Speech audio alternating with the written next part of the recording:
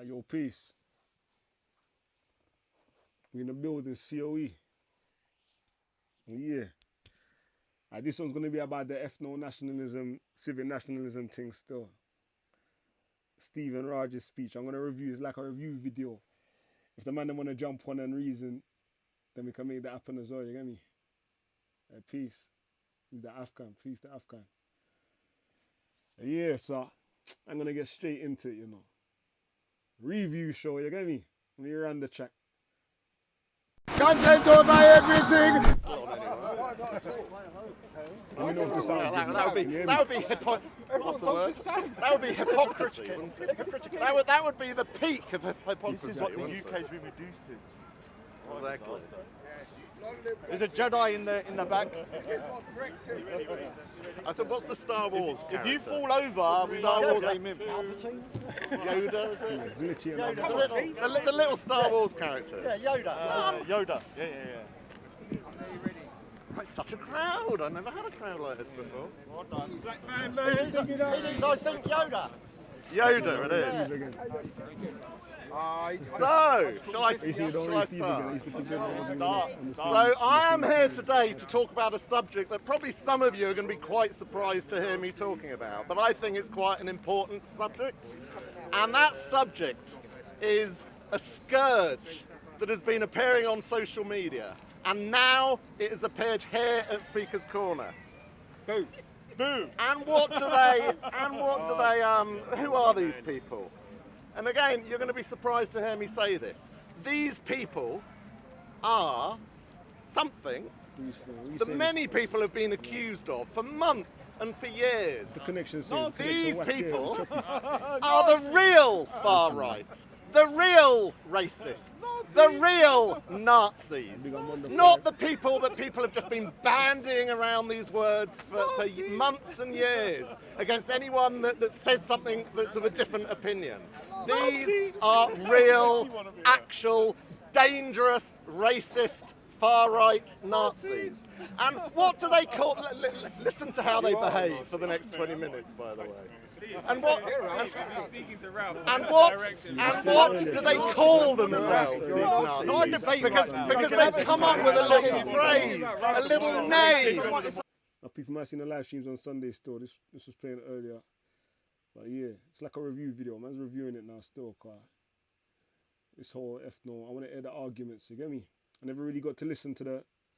I don't even think I didn't stay for most of it. I filmed some of it, then I cut out to go do something. I wasn't watching none of the live streams still, so I want to hear the arguments on both sides. You see in the title, it says, "The simple believeth every word, but the prudent man looketh well to his going." Proverbs 14:15. You say you can't hear? Let me know if you can hear me, man. Give me a 1 if you can hear. Do I support Ralph? Nah. I don't support no one, man.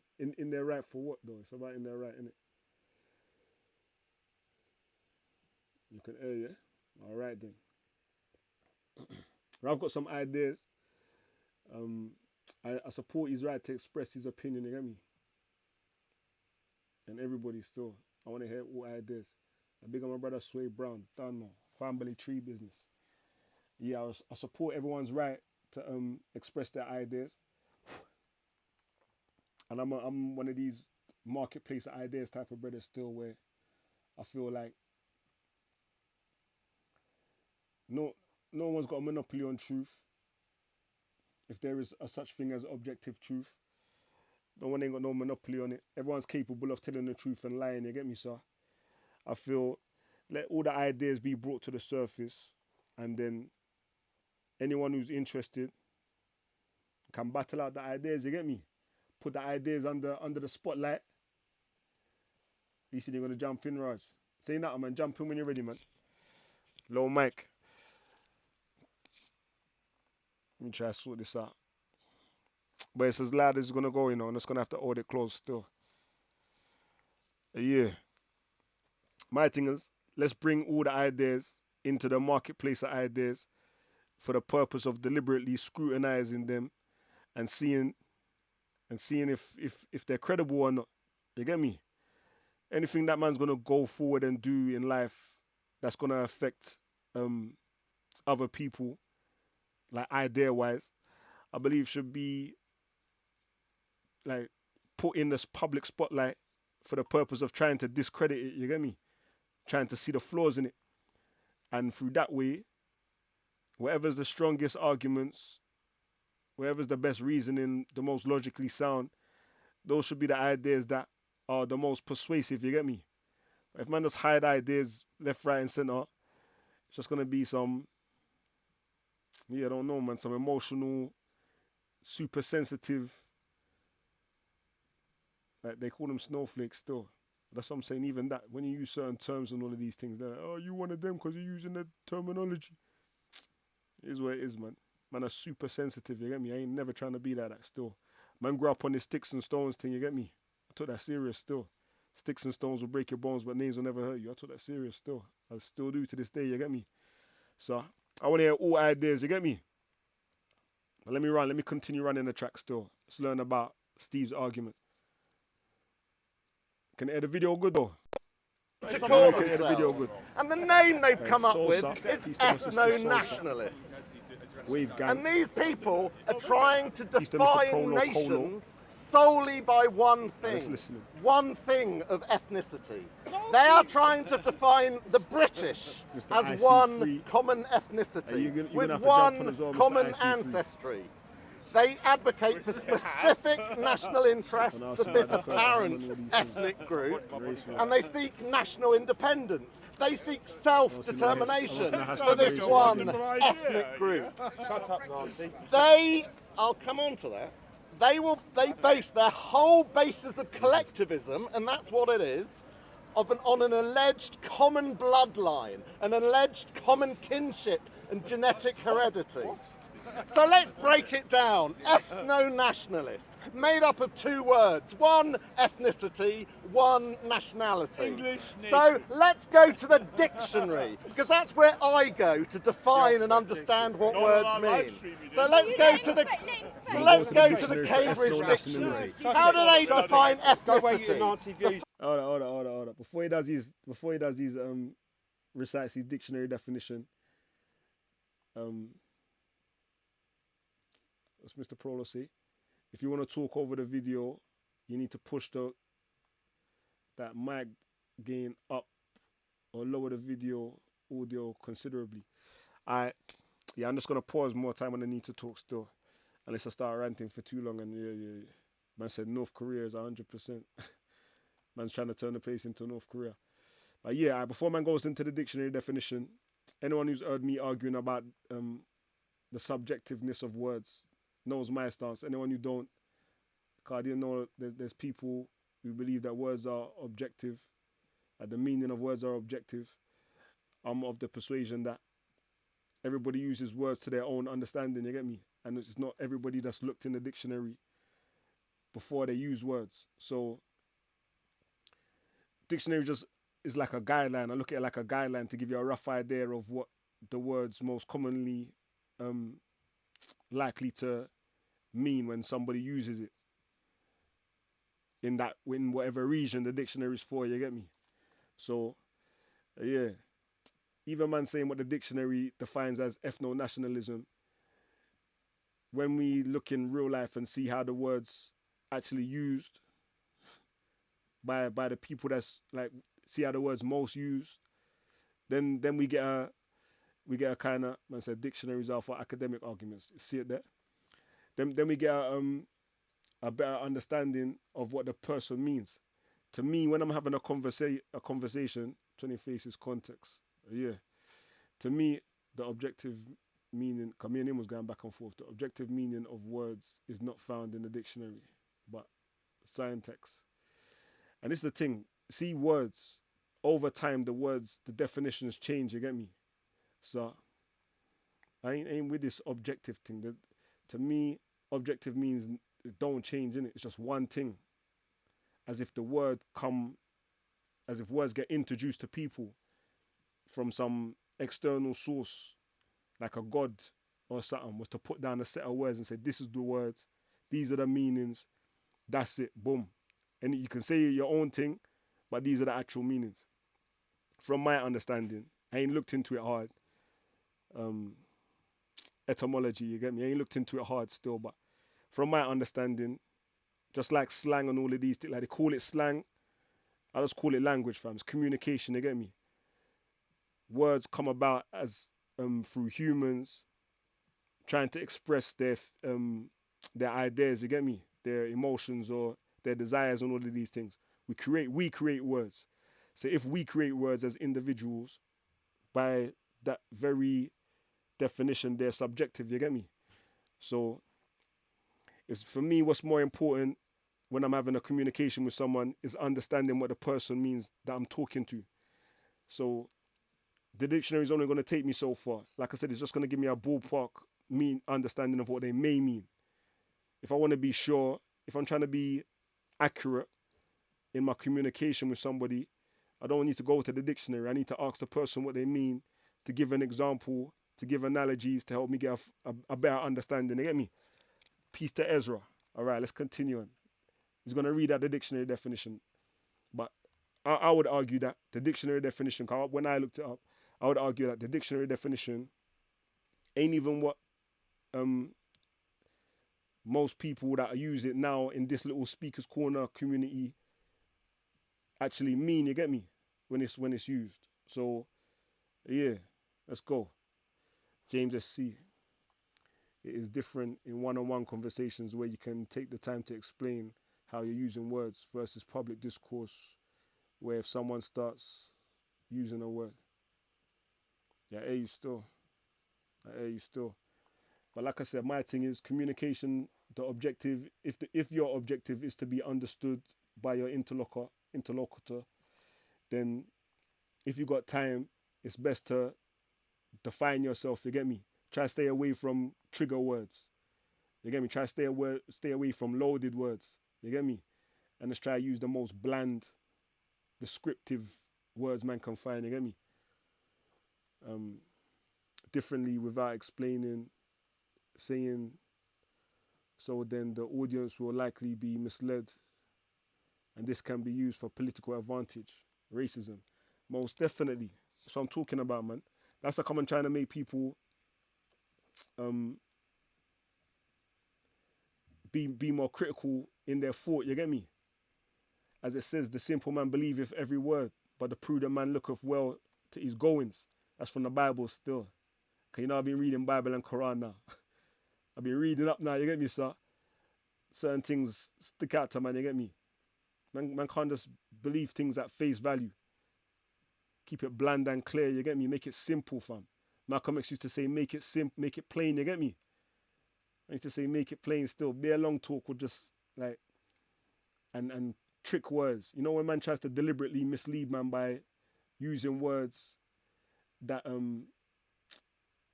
that they believe the person who they're speaking to will understand them to mean a certain way. Let me continue playing, man. Let's edit the definition. I'm gonna rant for an hour still. That divine wisdom. To being from a particular race of people, a category of people who identify with each other, usually on the basis of a presumed common genealogy or ancestry, an inherited status based on a shared gene pool.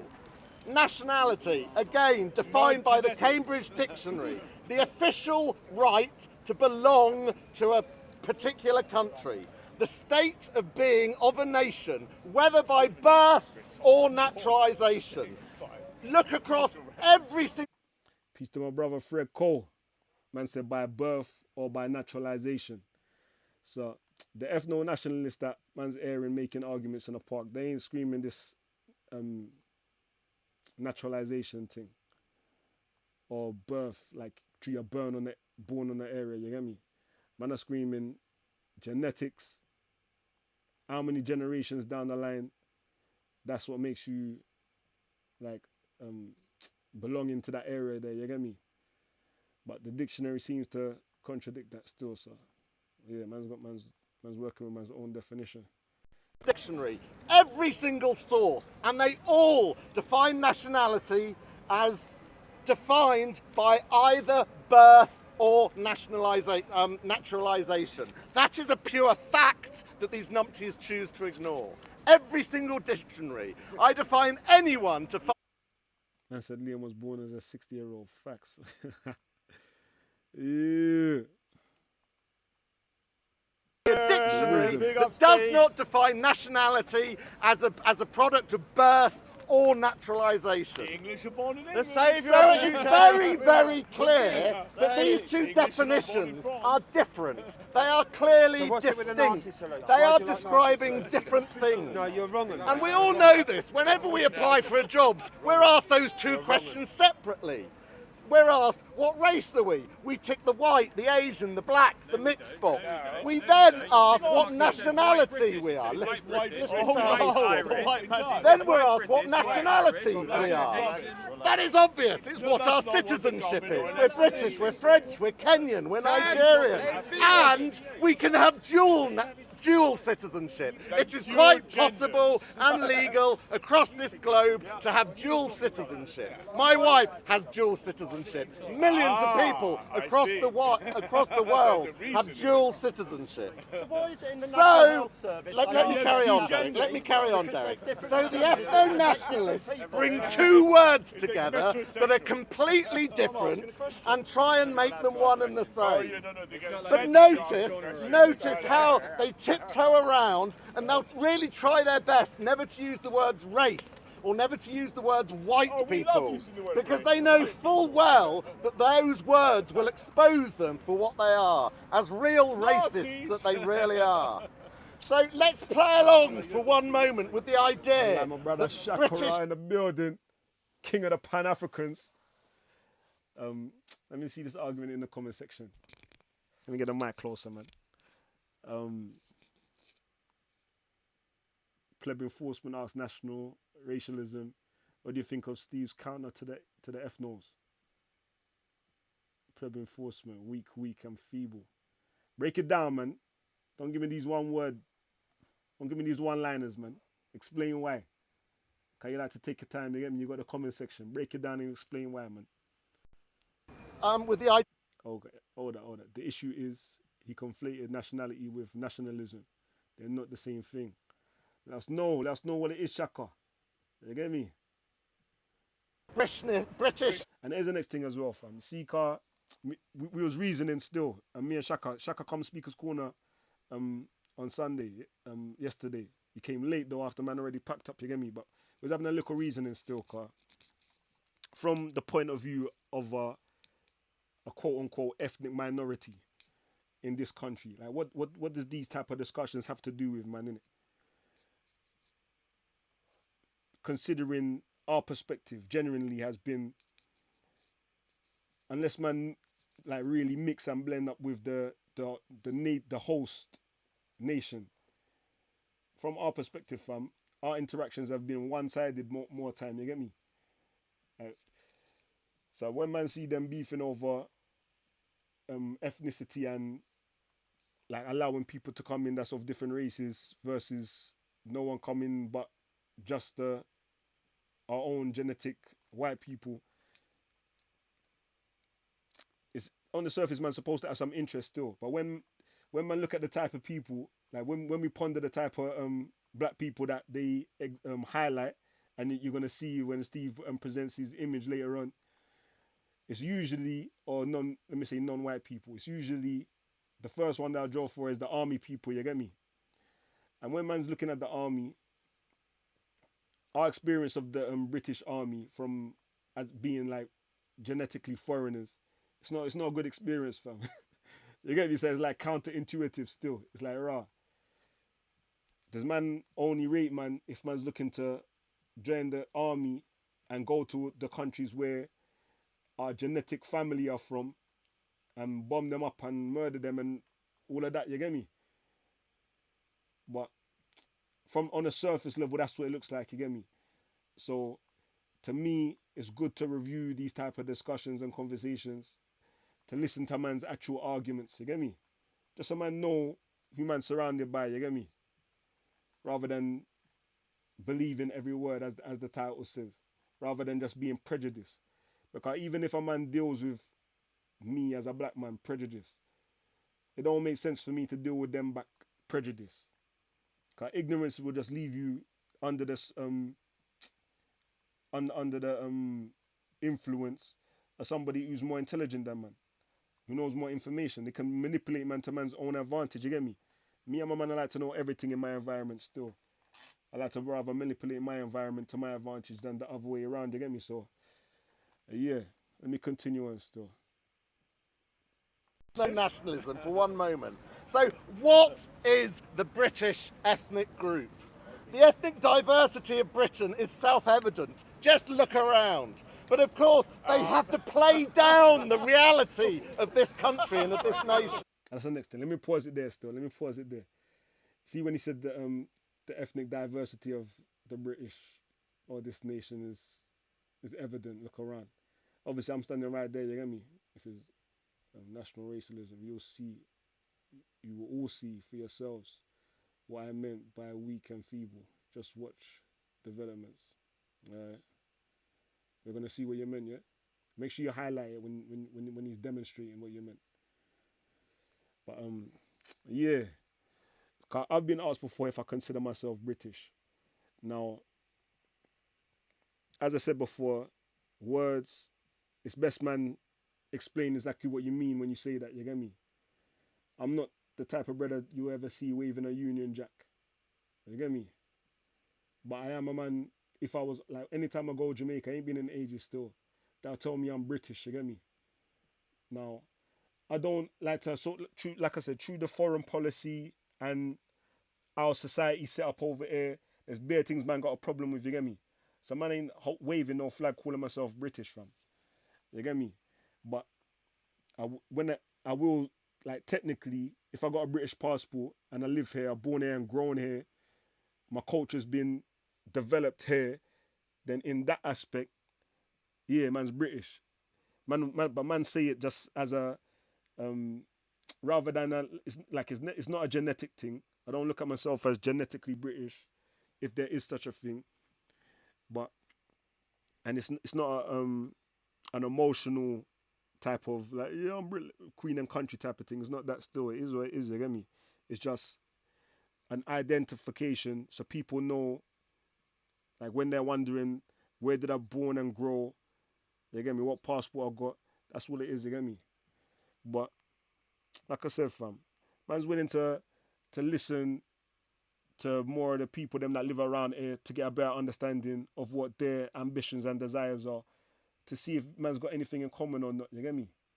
Cause man ain't fully hostile, you get me? Yeah, let me continue on still. Cause like I said, fam, generally, whenever I see the native white people reference anyone as British, that's not white. They're fast to draw for the army man, you get me? It'll be an army man or Frank Bruno. Someone like that, you get me? Someone who I'm definitely not, fam. So, yeah. Let's continue on. They have to deny the reality of these islands' history. Migration into this country has been happening for millennia. From the time of the last ice age to the 11th century, the Celts, the Romans, the Anglo-Saxons, the Norse, the Normans came here.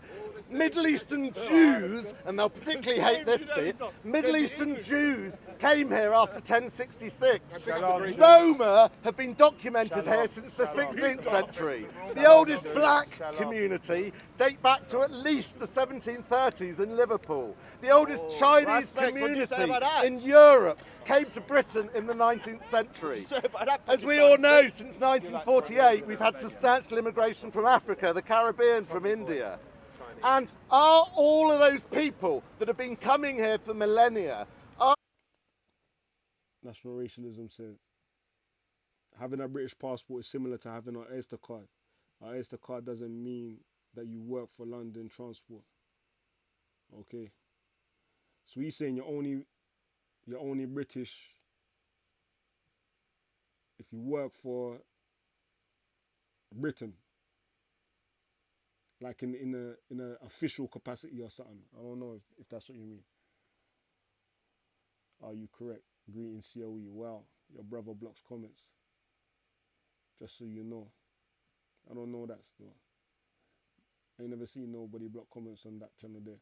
StreamYard blocks comments. If you leave a period, like a full stop, as you done in your greetings, it will block it. But the StreamYard bot should come up and highlight your name and say don't leave links, and some automatic things still. But yeah. I don't know where I'm going. You've gone quite too far from the mic. My bad. Let me continue on. They're descendants, not British, today. People that have been coming here since the Ice Age are their descendants, not British.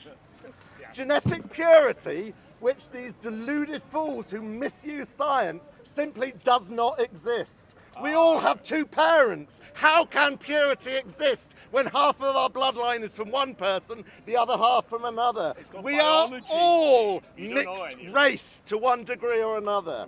Some more than others. People, Some more than others, though. Some more than others. People having Some to more than breed. others. Some more than others. People having to breed with one another. Norwegian and For Swedish. Yeah, I think Steve's on record as saying that he thinks the world would be a better place if we all just become coffee coloured. We just all mix up, and then there won't be no reason to fight over anything like that. You know what I mean? Like, I ain't gonna front a thought about that before. Me personally, I'm on this pro-black thing when it comes to producing offspring. All my youths them to look like man. But then like, I ain't gonna front for like. I'll say it's like an emotional argument that man's standing on still more than anything. You get me? Because when man look at science, like, I ain't looked into it deep still, but it's usually the closer to your own genetics that you have offspring with, the more birth defects and, you know, like that, fam. It's like the more degrading it is. So I'm just assuming that the further away from your own genetics you breed with someone, then perhaps the better the offspring, the more able, you know, if that makes any sense. You know what I'm trying to say, man. I ain't too articulate with the big words, you get me? But just theoretically, it seems that way. It may be the case, but saying that, I've met a bag of dance breed mixed race people. So who knows, you get me? Who knows? I peace to my brother, third option. Peace to my brother, Veli, my real brother. You get me? So who knows what it is, fam? Who knows what it is? I don't know, man, but yeah, I ain't got no issue with people mixing. He said that's not true actually. Best offspring is about fourth cousin distance. Break it down, James. Break it down, fam. Cause you're a man who's probably done your research, you get me? Probably. That's my prejudice in your favour. But more time when I hear you speak, how you bring your sources, you get me? But you're on this Islam thing. Man said the best offspring is about fourth cousin distance. How you work that out? Just read the paper summary. I just read the paper summary. Laugh out loud. Have you ever watched the Jolly Heretic YouTube channel? Nah, lots of interesting stuff, but very un-PC. Yeah, I like un-PC, man. I just like straight. I just like it straight, you get me? Truth. As long as man believe what they're saying is true, and I want to air it, you get me? I'll make up my own mind after that. Oh yeah, Ali. Saracen was in a park, you know. I need to upload the video still, cause I was calling out James. I pressed record and I walked off, you get me? So I don't even know exactly what he said, but he said, yeah, he had a message for James still, but you never come, James. That could have been running. You was probably preparing your presentation for next week, you get me? Imagine that. You used to go and run down the Muslims and they didn't want to debate you. Now you're making a presentation. Even when you was reading out your presentation the first time, man was itching to debate, man, fam. Now man's getting bare challenges. What are you saying? Is that the strategy? When you make yourself forbidden. When you make yourself forbidden, everybody wants a piece. Mad thing. That's how man getting the gal them. Play hard to get. Play hard to get, and then they just come running man down, you get me? Straight with some no sideways business. And you mean, fam? Straight. You know, man, want the truth raw, fam. Man, want the truth raw, fam. No sticks and stones business, fam. I say it straight. Man have to deal with it. If man can't deal with it, then man die out, you get me? I'm at the next generation who can deal with it. Continue on stronger than the snowflake, you get me? I saw that message you showed me. He said he will be in the park next month. I didn't know we would be there. I will be there on Sunday. All right then. All right. Give me the source for your fourth cousin business, man. You're out here trying to eye up your cousins, fam. I'm going to try to upload the video tomorrow still. Let me continue our going. I big up Princess Dominique. Big up Weed. Yeah. And so that fourth cousin stuff is wild. But you know, like that, fam, it's like, yo, if man, that's what I'm saying, like, if man's on this truths and rights thing, and man want to create the best, then if that's what it is, isn't it? Why is man fighting against reality? You get me? Man experiment and create a youth from every different race as far as possible and as close as possible. I don't even know who's running these experiments furthermore. You get me? Like, who's really lining up fourth cousins and saying, yeah, let's watch The Offspring, and then telling them same people, if you're gonna do a controlled where the variables are controlled, you're gonna have to make them breed up bare different people, like there's some studs or something. You're gonna have to make them breed bare different people that's far away from them in relation and then close to them in relation, and compare the results. You get me? Piece to are you correct? All right then. Read it a while ago. Give me a while to refine the paper. I'll let you know when I find it. I thought you was Rayman, fam. I thought you could dash the matchsticks up in the air and count them before they hit the ground, blood. I thought you could just really tough, fam. Really tough, James, man. Don't hold out, man. Don't hold out. Alright, let's continue on. A bag of people watching. When you say no one else ain't streaming this time, yeah. Of history. I'm 100% We Chinese. can all get our DNA. Hey, yo, I was listening to Torak on my brother's show, fam. Torak's a joke, you know.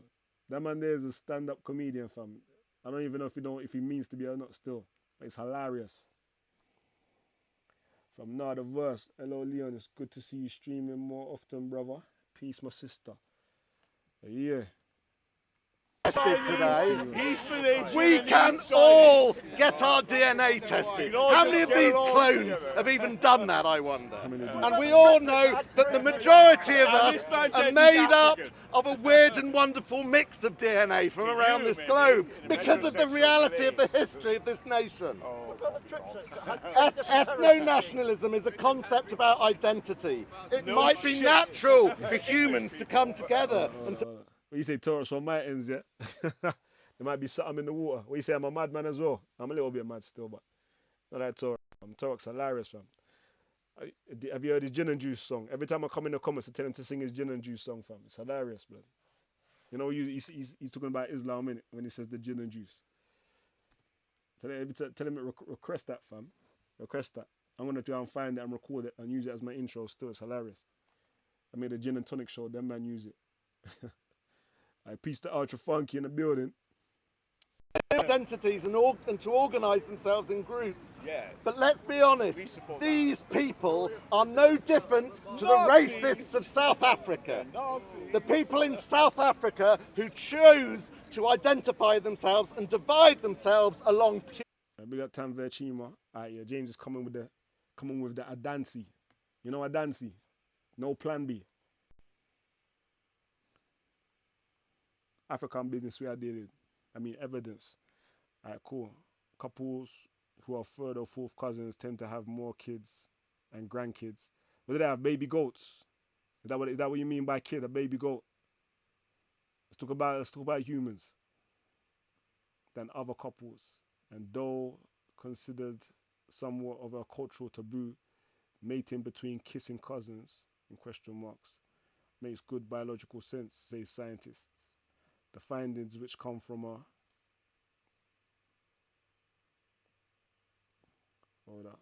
recent study of Icelanders sheds light on how relatedness affects reproduction and ultimately the size of families. The research suggests marrying third and fourth cousins is so optimal for reproduction because they sort of have the best of both worlds, while first cousins couples could have inbreeding problems. Couples who are far removed from each other could have genetic incapabilities. I would say, like even from that example there, I would say then that first cousins seem like it's a guaranteed madness. It's a high percent. Middle, where you're talking about fourth cousin business, in comparison to the first cousin thing, it might be a mad thing. What you say, the last one, the far removed, could have genetic incompatibilities. Explain that though, man. What's genetic incompatibilities? Because you ain't going to get a retardedness. I don't know, fam. I'm looking at it like you're going to get the best of both worlds in, like, that's what you say the middle one is, but like I said, fam, if I'm super tall or something, you know, you see them super tall Nilotic man, them, the Sudanese brothers. You get one of them super tall brothers there, and you put him with some, I don't even know, man. Some next, like that's something else that's far removed from him. You hear me? Obviously not a super small man, because you're just gonna get a normal medium sized brother. You get me? But yeah, something different, man. That's taking the best of both worlds. Something where they're excelling in the rest of humanity in the next genetic feature. You get me? And you combine them together. They ain't supposed to produce something super great. You get me? As opposed to if just the Nilotics stay together and just keep on producing just tall. That's all they're going to have. It's tall people. Yeah. Man says Torah sounds like digital. Yo, man, like digital, you know. Yeah. Lay back. Trust me. No. Hey, Steve, if you're listening, jump on as well, man, and break down. Give us a breakdown of your speech and what inspired it and all of that. You get me? Let me scroll up a little bit, man. It's a bag of thing. Yes, you are correct. Kids are goats, not children. From nationalism. Come on. Read between the lines, man.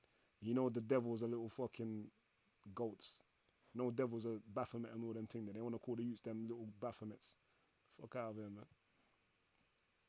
Peace to the children.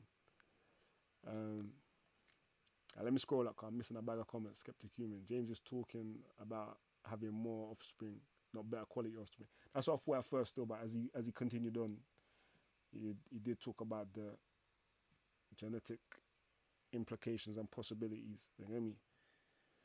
So yeah.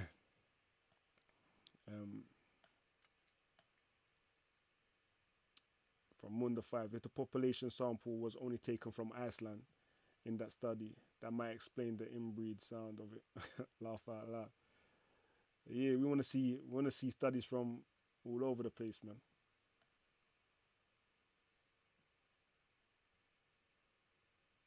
If you want to stay up too late, that ain't to me. All right, let me continue on. Ethnic lines. And they try and present this under the veil of ethno-nationalism today. They want the different races to be separated across the globe, just like the racists of apartheid South Africa did. But let's not deny ourselves. This isn't some cuddly, kind, deluded fools. This is dangerous. These people, this theory only leads to hate. This theory only leads to violence. And it's a hateful nonsense with no basis in science whatsoever.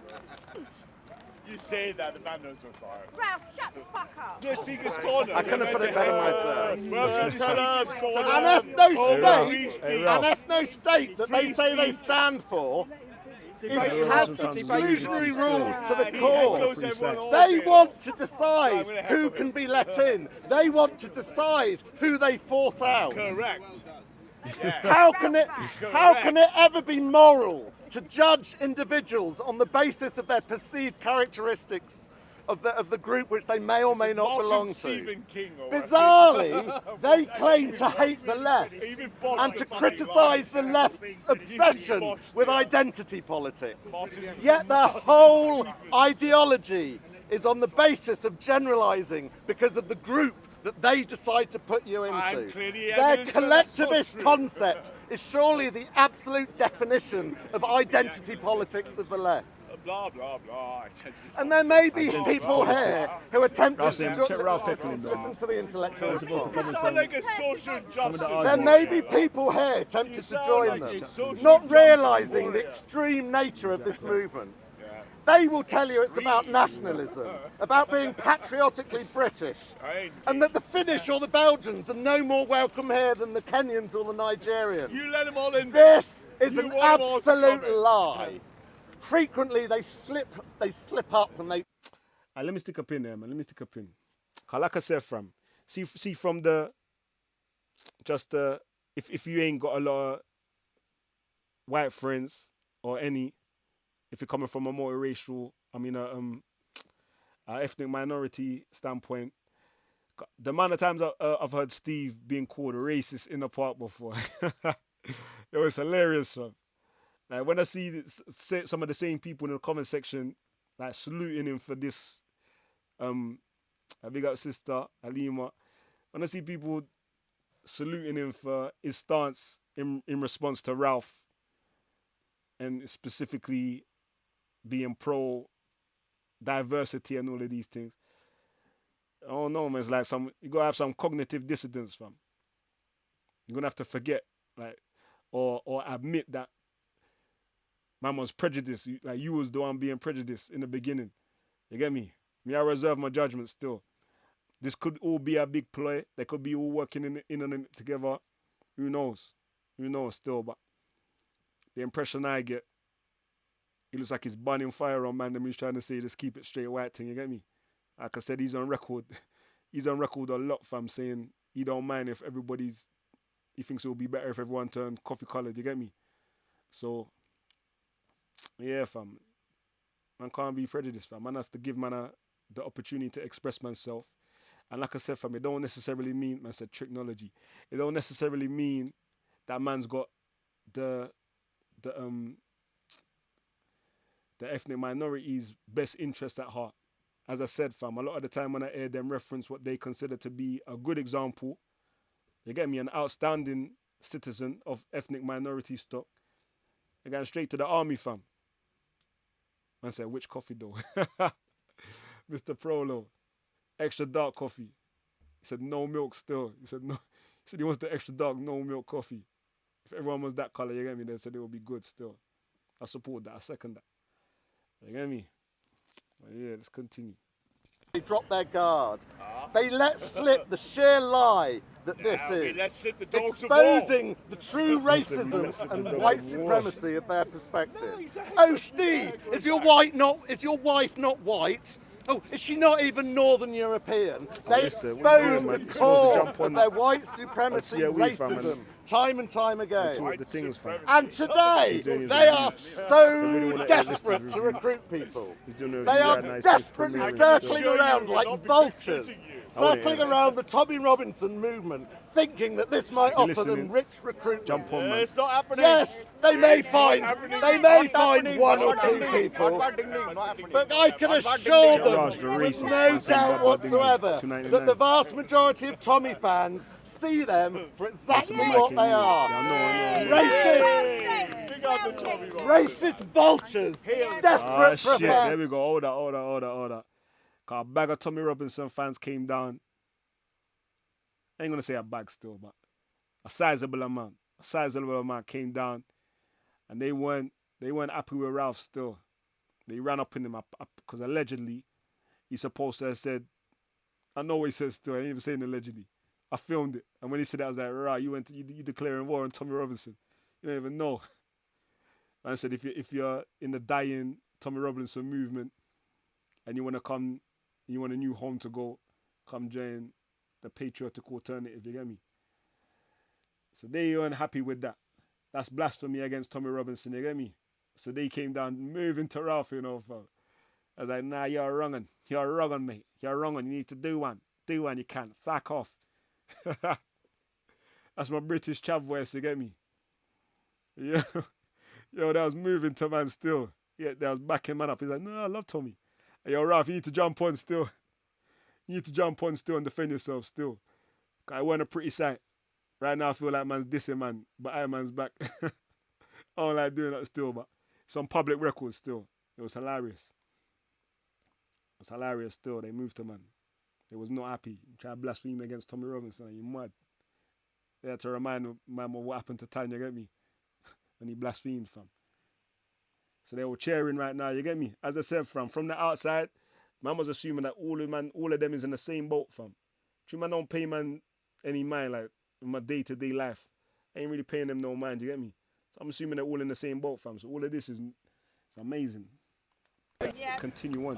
Tommy himself fought for years to keep these racists out of his movement, Yeah. to keep out the extremists, the actual far-right racists. One of his convictions was punching a Nazi in Sunderland, was it? Tommy stood from the start against these white supremacist racists. Thank you, Steve. Look at me, man. And I'll tell you what, one tiny little thing that shows me that I'm right. Oh, yeah? I put out a tweet only a few... Let me pause a minute. Let me address this waste man, Papa Cop, in the comment section. He's a waste man of the highest order. Hey, what I'm saying, some people are so dunce here. Let me take it back. Forget I said all of that. Forget I said that rude stuff. Drop out the rude stuff. But hey, what I'm saying. Here's how I run COE. And I'm going to have to keep on explaining this probably until the day I die, you get me? Because someone really, as I said, I feel like man's super sensitive, innit? Let me just put it politely like that still. Someone are so super sensitive that they can't differentiate between presenting an open platform so that ideas can be considered and challenged, one or the other, or both, whatever you want to do with it, just the ideas out there, versus a man promoting and protecting and exalting ideas. They think it's the same thing, innit? They can't distinguish. True, they see something what they don't like. They ain't got the ability to stomach it. They want it to stop in it. It's like man's being tortured or something. You get me? So my things from day one, for everybody who don't understand, as I said, fam, you can see videos on the same channel of man being disrespectful towards me, my own self. You get me? And I'm just letting man explain their thing. Because you either talking the truth or you ain't, you get me? May the truth be known, you get me? I don't profess to know everything. I'm a human being, I make mistakes. You get me? So like I said, you may see something about me that's fucked up that I ain't seen myself yet. You get me? Or I might be a wrong one. And you're just highlighting that. I want to give you that opportunity, you get me? Because I feel like the truth ain't frightening no inquisition. So that's what I do, rude boy. I lay down a platform and allow people to express themselves in Speaker's Corner, you get me? Trying to document Speaker's Corner as it happens still. So when you see people like Ralph come on there, or not even Ralph, because he's controversial, innit? Let me say somebody else who ain't controversial. When you see somebody on COE that you don't like personally, for whatever reason, if you can't distinguish between a man being given a platform so his ideas can be considered or challenged, and you got the opportunity to do that as well, between that and a man hosting your worst nightmare, I don't know why man's super shook of Ralph, fam. Me personally, I really don't know, fam. Ain't shook of no one, fam. I believe that, like I said, the truth's going to rise to the top, fam. The most intelligent minds are going to be able to scrutinize man's ideas and challenge man. You get me? That's one thing on COE's platform that is a blessing, is a good thing. Let me not say a blessing still, because, you know, some man don't know if there's a higher, all of that, you get me? I don't know all of that still, but yeah. This is what I believe. I think it's a good opportunity to challenge the things what you don't like. You get me? Instead of usually just hearing about them or somebody making you aware of something that you should be offended by, you got that ability right now yourself. You're witnessing the thing that you got an issue with. You can confront it. You get me? You can develop arguments to challenge man. I don't know if man's really shook a man's arguments, or if man really feel like man can't argue against them. So you're just gonna call man a name or something. If a man ain't never been timid, you get me, like that. You get me? Only some super beautiful gal can make man timid. You get me? I mean, me have to dress back and gather myself and then go in for the kill, you get me? Cause mum told me to aim for the stars, you get me? But other than that, no man's argument ain't making me timid, fam. And feeling like I can't challenge man's argument and defeat man with truth. Because he's either telling the truth or he's lying, you get me? When man puts it under the microscope and opens man up to the marketplace of ideas, at the end of the day, when all the dust settles, only strong arguments are going to be standing, you get me? We ain't shook or nothing out here for you, boy. So, yeah, you're going to see things where you don't like on COE. You got the opportunity to challenge them, though. Straight. Scientific method. I Peter scientific method. Man said COE is definitely really an atheist, whether he admits it or not. Yo. May the truth be known. You get me? If there's a God, or you believe that there's a God, present your case, you get me, and let's see. All I'm saying, all the arguments I've heard so far, there's nothing persuading me to be like, yeah, your thing sounds solid, you know. More time, like I said, fam, more time I see people ducking and diving. Anytime they hear an argument where they don't like, man gets called an Islamophobe, or a Christophobe, or a dysphobe, that phobe. Man, anytime an argument gets presented what man don't like, man gets called a name, or man diverts from the argument. Man remixes the argument. It's all of that, you get me? Or man diverts attention onto the brother's tone, his character, all of these things still, sir. I ain't saying that what you're saying or what you're defending isn't true. It may be true what you're saying. There may be God. Your God might be the one. But the people that's charged with the responsibility of presenting solid evidence and arguments for their case, personally ain't seen no good jobs. You get me? That's all I'm saying. So, yeah. It usually looks shaky as well. Like, just in life in general. As I said, fam, I don't like to apply every analogy to every principle to every analogy, you get me? Just life in general. Usually, it's been my experience in life that when a man backs out of an argument or runs away from an argument or tries to divert attention away from the actual argument, it's usually because they ain't got confidence in their own argument, fam. Or they may even believe what the other person's telling them who's got the strong argument. You get me? That's usually been the case. It's not always the case. As I said, fam, man might just not be able to argue his case good, but he's on the truth.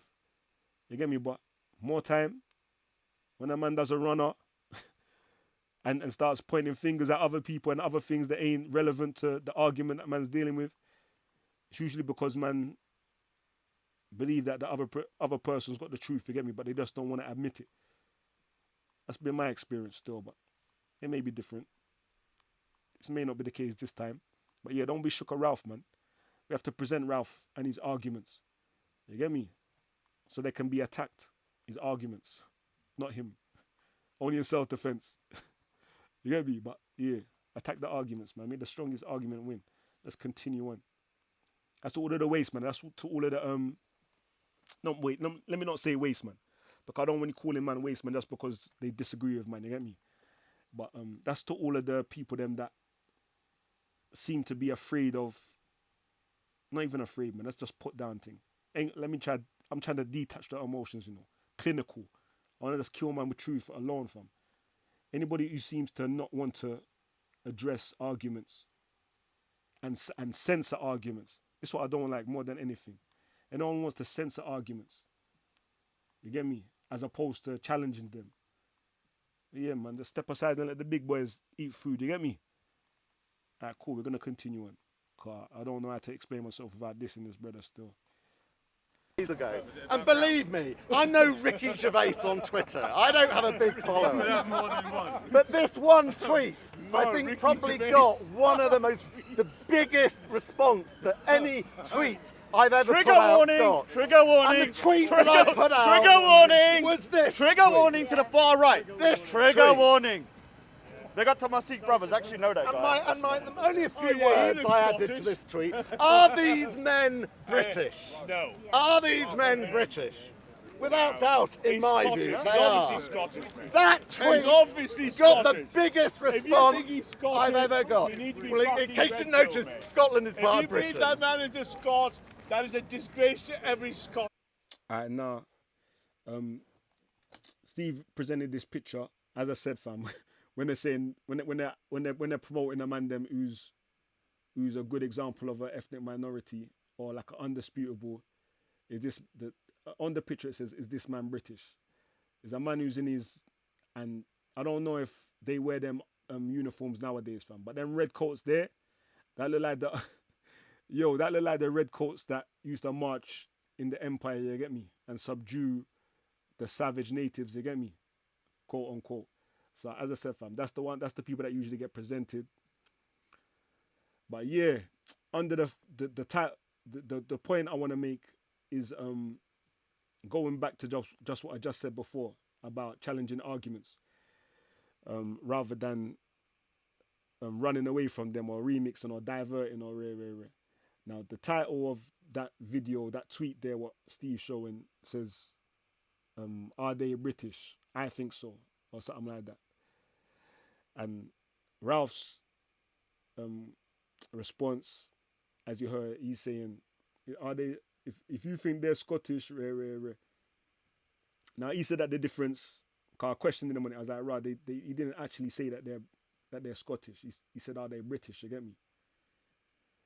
As I was saying earlier, was the British argument. You might hear me refer to myself as British in a technical sense of, yeah, it's just the place that I live and grow. It's where I got a passport. You get me? This is where I work, pay taxes. On that aspect, you get me? Like just for clarification, so people understand, where you from? Yeah, man's British, innit? I'm over there, innit? Just in that aspect, you get me? So that's what I think he means. Who knows? I don't know, Carl. Like I said, I don't know if he's on this. Well, I think earlier he said that he don't follow this.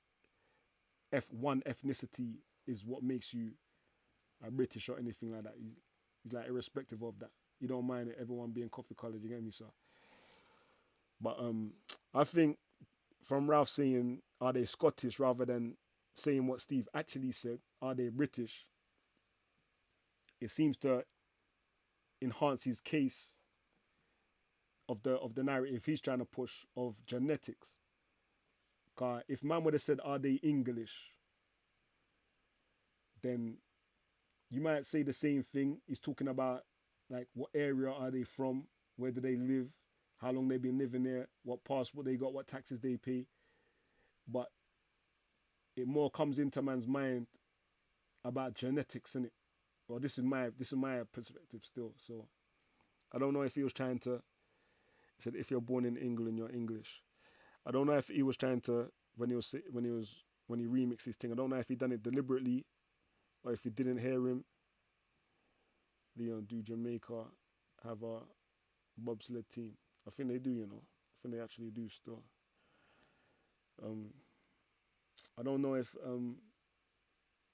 when he remixed the thing, if it was deliberate because he wanted to make a more extreme argument to make Steve's argument look ridiculous, as opposed to just attacking Steve's actual argument. You get me?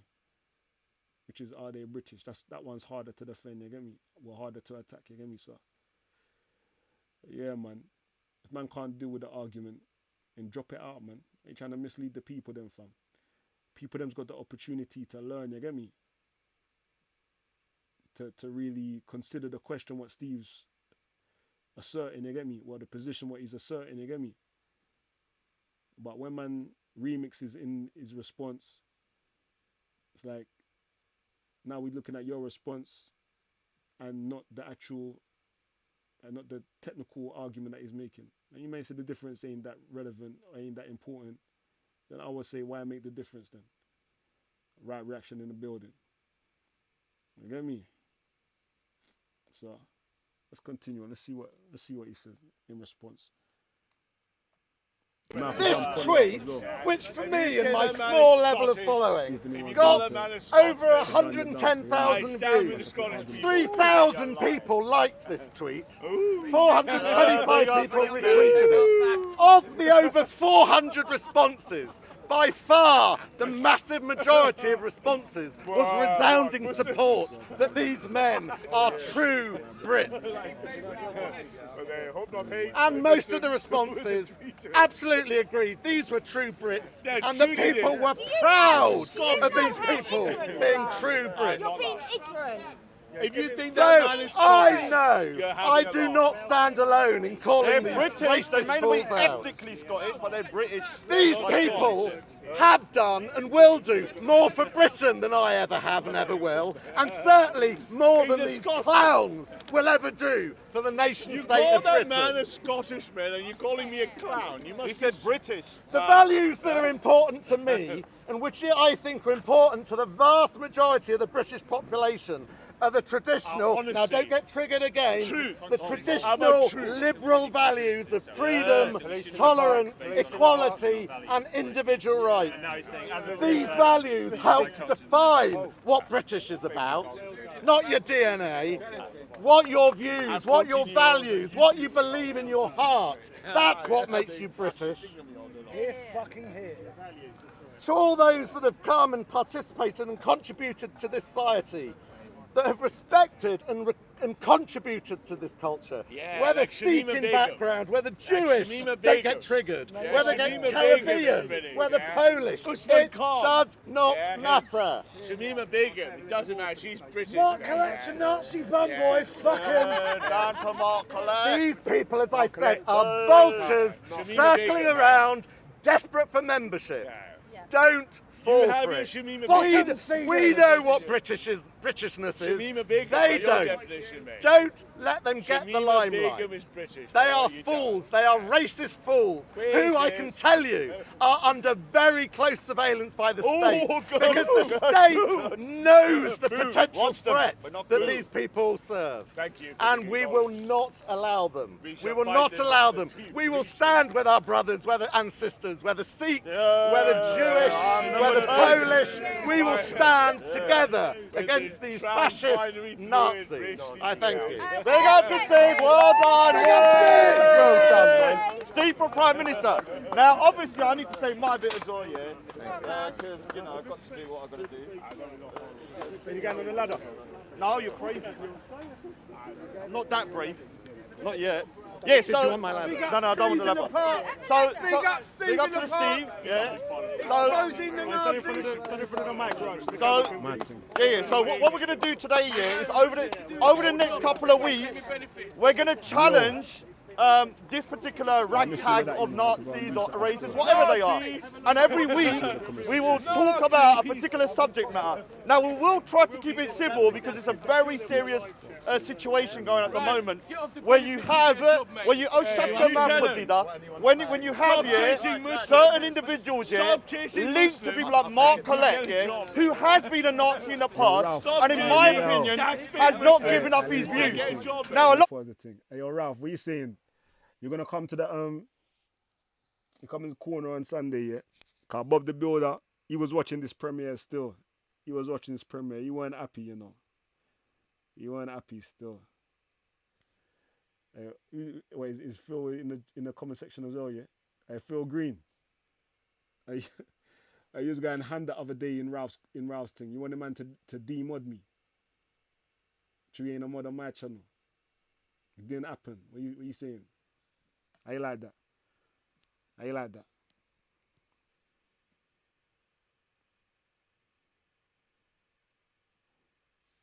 God bless brother Bob. You weren't happy though, Ralph. What you saying though? Ralph deserves a spanner. Yeah, laughing. You weren't bare that laughing on Ralph's channel. You weren't saying it with no laughter on Ralph's channel. You're a terrorist, fam. Trying to terrorize man, you know. I don't negotiate with terrorists. Yeah, that's what I said. That's what I said in response. See how we don't negotiate with terrorists, you know. Man like Isa, peace my brother. My black Muslim brother. You get me? But yeah, Ralph, man, I thought it's a debate, you know. You better come to the park on, you know, for the longest time I've been trying to set up this debate. Because I didn't know why Bob couldn't see what I could see. RCW, only the law can do that. I didn't know why Bob couldn't see what I saw, and he had so much confidence in man. Now, that's a token black Muslim brother. Yo, Isa, you're the token for. Are you my token, so I can say that I got a black Muslim brother, or are you the Muslims token as a black brother? Yeah, alright? Yo, you're getting all over the place, fam. Yo, I thought I got it still. You get it as well. You get it as well still. It's a mad thing. Lining up, nothing can stop Christian nationalism. These vote. Mad thing. I pieced the aura dog. Yo, that's Ralph. We was reasoning. That video is gonna come out as well still. Cause we was reasoning earlier in the morning.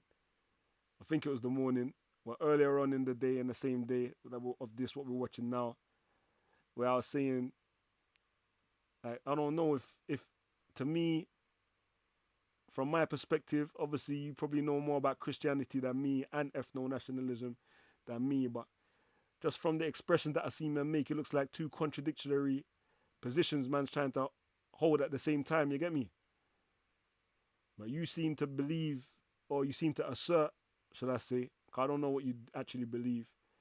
You seem to assert, you want me to jump on easier than typing. Fuck it, man. Fuck it, I'm gonna make you jump on for a minute.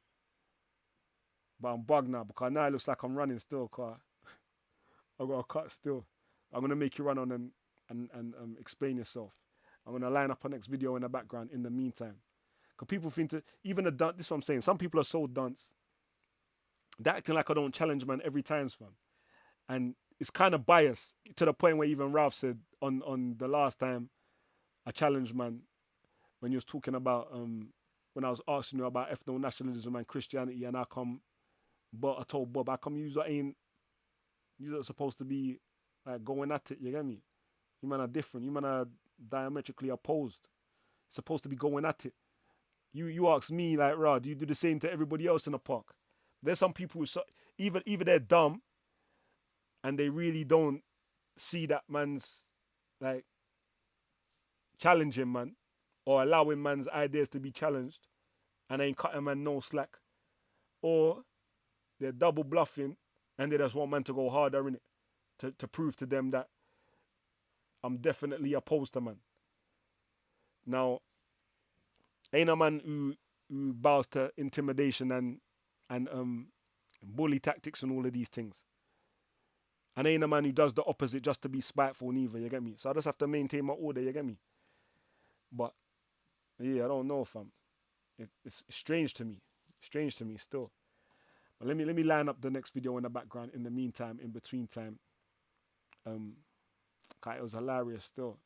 Where is it? No, it's not on that one. It's on the next browser still. I can get to it from here door. Give me 1 sec, Raf. I'm gonna send you the link in a minute still. We're gonna wrap for unless somebody else jumps on as well, and you can hold down the panel until I get back. You get me? It's all that man as well, man. It's mad late still, so I don't know. Give me 1 sec, man. But we're gonna wrap. I'll wrap with man for about 10 minutes or something. You get me? I definitely don't want to see that man's timid out here. Man's been calling man's name out still. You know I had to change the title to I'm not an ethno-nationalist as well, fam. Because it's confusing to me, Ralph. It's confusing. But as me and you was reasoning that same day in the morning, may the truth be known, you get me? From like the one thing that I do rate about man, or what I have rated about man, for the most part, that you seem to be willing to explain yourself, you get me? You don't shy away from challenges to your arguments as much as other people that I've seen with controversial arguments, you get me? Except for when you was asking me if I do the same to everybody else, it kind of made me think, well, what do you feel that you're being unfairly pressured or something? One of the reasons I come at a degree of ratings from, man, is because you seem to encourage that. Like quality control, you get me? Test my argument and see if man's chatting shit or not.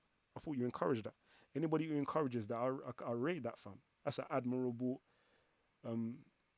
characteristic, you get me? Anyone who's got that, fam, man, rate that, fam. Like, yo, look at this. Look at the Nazi salute next to Bob. Bob was like, yo, I told Ralph a bag of times, do the Nazi salute next to Bob, man, so I can get a thumbnail, you get me? I'm straight with it as well. That's the worstest thing. I don't try and line man up slyly. I'm not like one of these sly weasels who goes around the side and tries to catch man out, fam. I'm direct. I don't do it. I build my castle on solid foundation, and I make you see that I'm building a castle. And if you're in man's way, you're getting bulldozed, innit? Straight. I ain't gonna go around the corner and try and friend man up and take the chair from underneath man's feet and all of these things. I ain't that type of guy, man. I'm a straight person, you hear me? I'm a straight everything, fam. No homo. Yeah, alright, cool. Let me run this for a minute. In the meantime. Content over everything. Their Christian ethics, they banned. This was supposed to be the debate that Bob wants to have now. I'm going to pull it that because Ralph's come too far out with his thing to his blatant to everybody. The Tommy Robinson fans are running up on man and saying that from the Tommy Robinson fans are saying that you're gone too far with this race thing. You get me? It's like, right. No, I don't know what anybody else is doing saying that he's not an ethno-nationalist, fam. That's the title of this video. Let me jack him, because I like the thumbnail, you know. I had to retitle it, Ralph. Before it was, what did I call it before? Before I called it,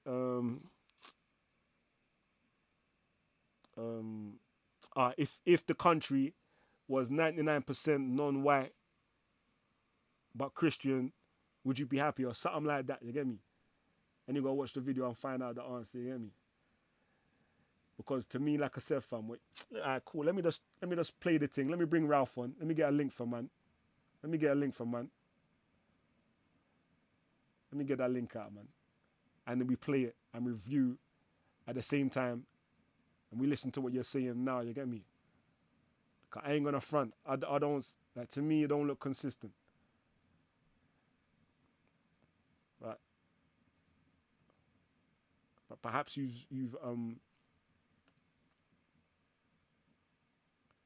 perhaps you've seen something that I ain't seen. You get me? But from even Bob's wilding, it's not a pretty sight, fam. Bone marrow flying on the air like a little pretty kite. It's Jamaican patois lyrics. I'm a Jamaican, mate. Here come the link. Man said, correct. What you saying? You seen something that I ain't seen? Yo, so the link there. Forward. You need to, you're gonna have a lot of explaining to do still. In the upcoming, man said, play it now. You wanna hear that, innit? 20 faces. Yeah, next one as well, man. Let me not try to express my your Bentley farm will look good outside your castle. Your Bentley will look good outside your castle. Yeah. Leon, you're solid indeed. Come on. Leon, are you a Muslim? In all capitals. No, I don't think so. I don't even know if there's such a being as described as God. You get me? I don't even know if such a being exists, let alone being a Muslim. Ralph loves setups. Content over everything, loves setups. Now I'm direct, man. I tell man straight. I want to question man because I know it's an inconsistency. That's direct. I don't know what you want to do. Pretend that I don't see shit that I see. No, sir. See the link in the chat, man. Forward. You're there still. 1 sec. Let me add man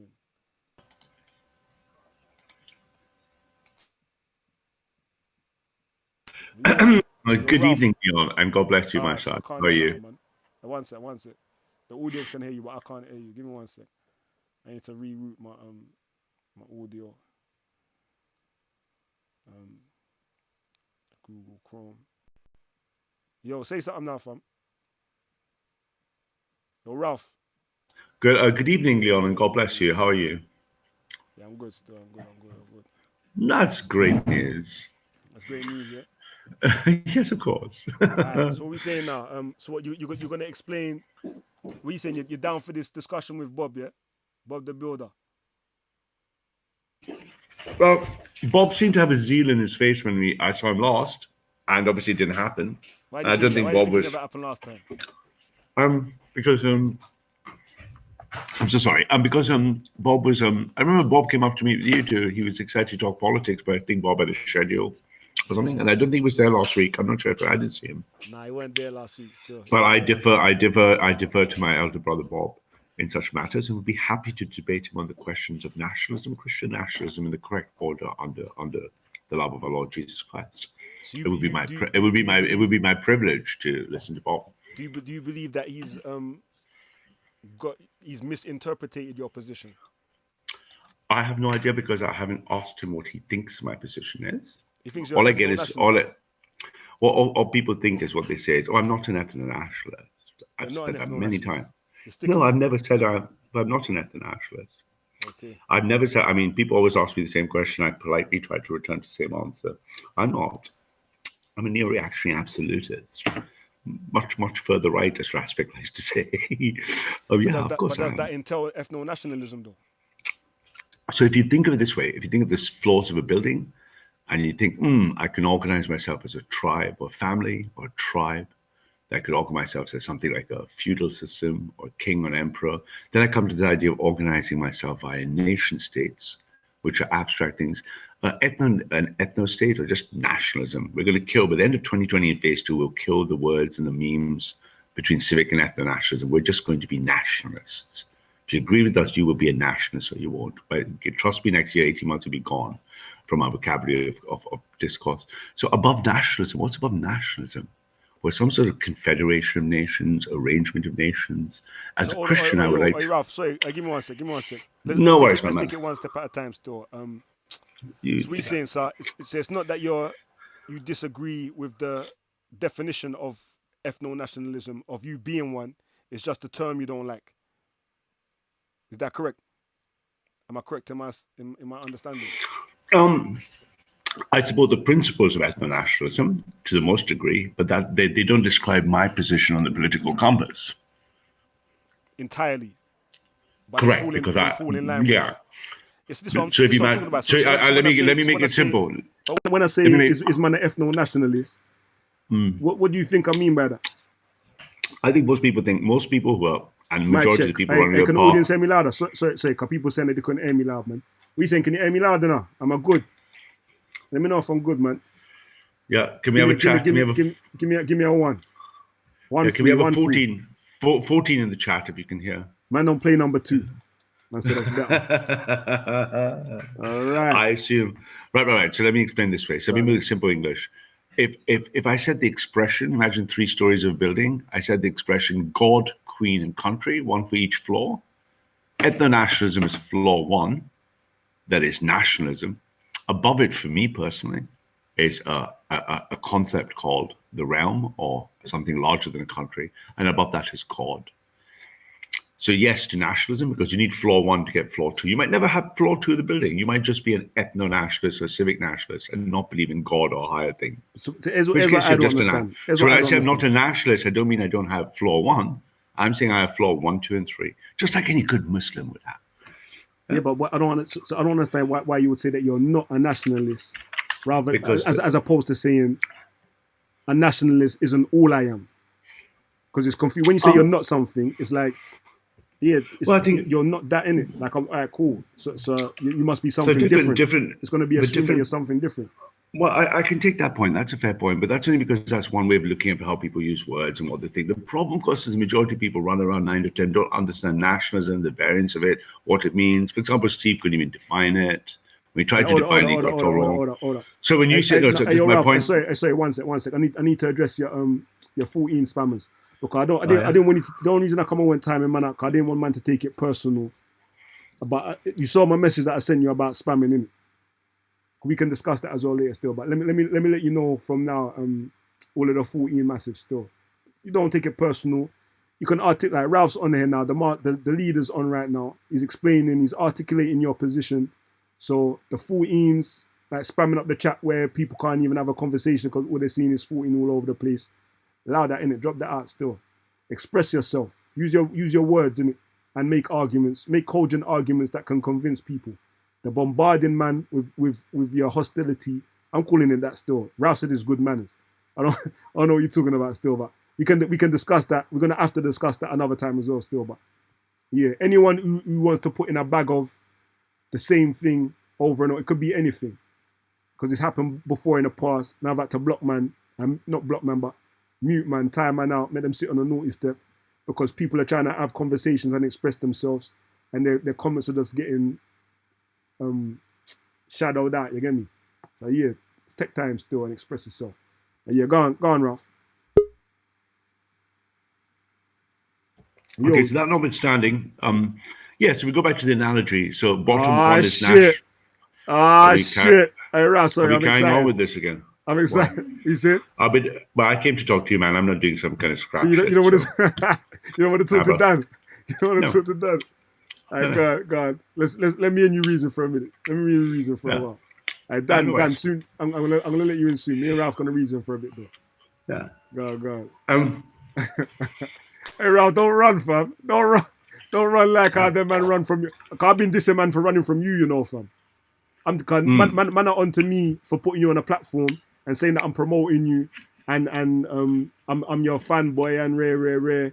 You're my boss and all of these things. Man are saying the worstest things about me because I'm giving you a platform, and my argument is that I'm allowing your ideas to be expressed in order that they may be considered or challenged. So now, of course, when people are coming to challenge them, I'm looking a bit crazy when I'm telling man can't challenge you. So I beg you bear that in mind. All I said is bear that in mind, didn't it? Yeah, go on. Like running all the place. Yeah, okay, absolutely. Absolutely, there's a time and place for debate, and people can choose to debate me if they want to. Not this is a chat, just you and me, because of the nature of the context. Everyone's running their own streams. Everyone's talking about what I assume they've been made to talk about. So that notwithstanding, back to your original question and point. So if there's a 3-story building and in story 1 I put nationalism, you could just be a nationalist and nothing more. You can not believe in God, for example. Or you cannot believe in anything higher than nation, or you can have the 2nd floor, the 3rd floor, and my point is I have all 3, and I've always said that, nothing else. All my questions can be verified against that, and they're still true.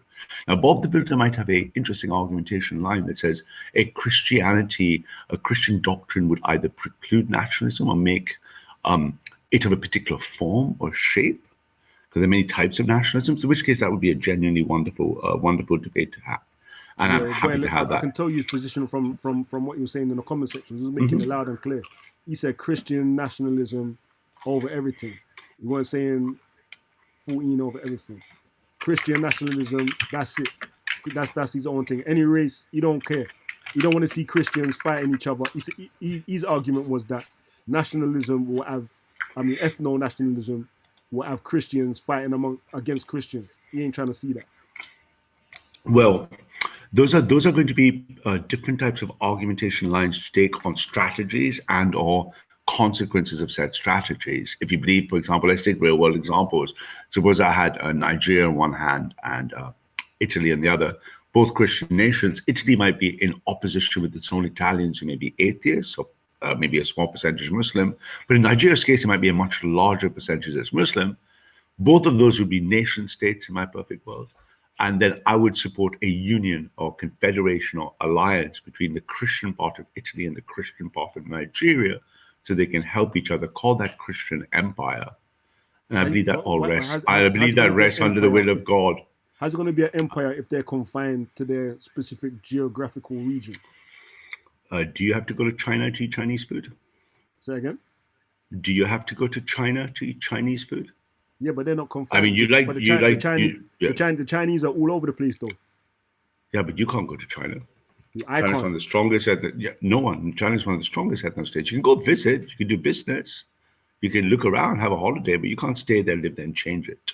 You can't go to China and make them and speak Jamaican patois. Yeah, but here's the thing. Expect the Chinese people to give a shit and care. They won't let you do it. Right, cool, but here's the key difference though. The Christianity is supposed, like, I don't know, but this is what Bob's saying. It supposedly breaks down the color barriers, the genetic barriers. It's against that. It's supposed to be anti that. That's why even you quote something about you can't be a racist because I can't remember which passage you quote. That's how come I need to.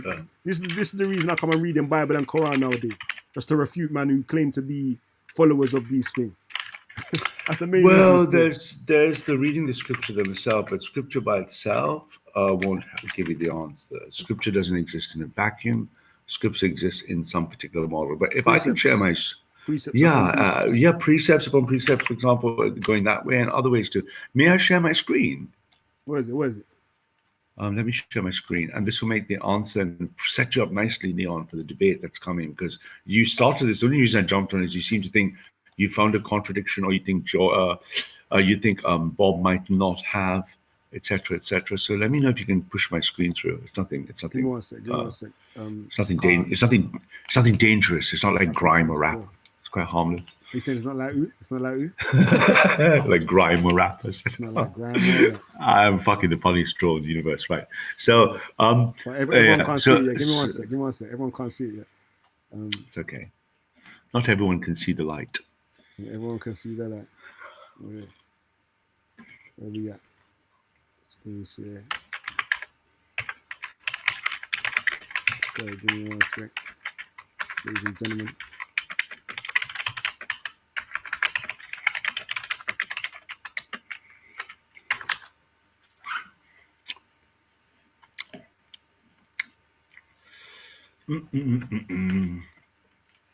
Oh, we do love to be. Good now. Yeah, can we see that? Can we scale it properly in your things? Right. So here's the problem. Here's going to be the fracture fault line between this argumentation with Bob the Builder, or a lot of people in the chat, or anyone who doesn't understand that there are two types of ways of collectivizing. There's physical collectivism.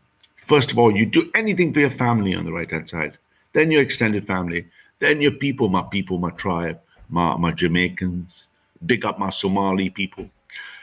And then eventually that tribe clan scales into an abstract way of organizing. That boundary is the boundary between ethno-nationalism and abstract ideas. The Ummah, to all my Muslim brothers and sisters in there, wassalamu alaikum, Islam and Christianity are right on the other side. They're abstract, universalist ways of organizing.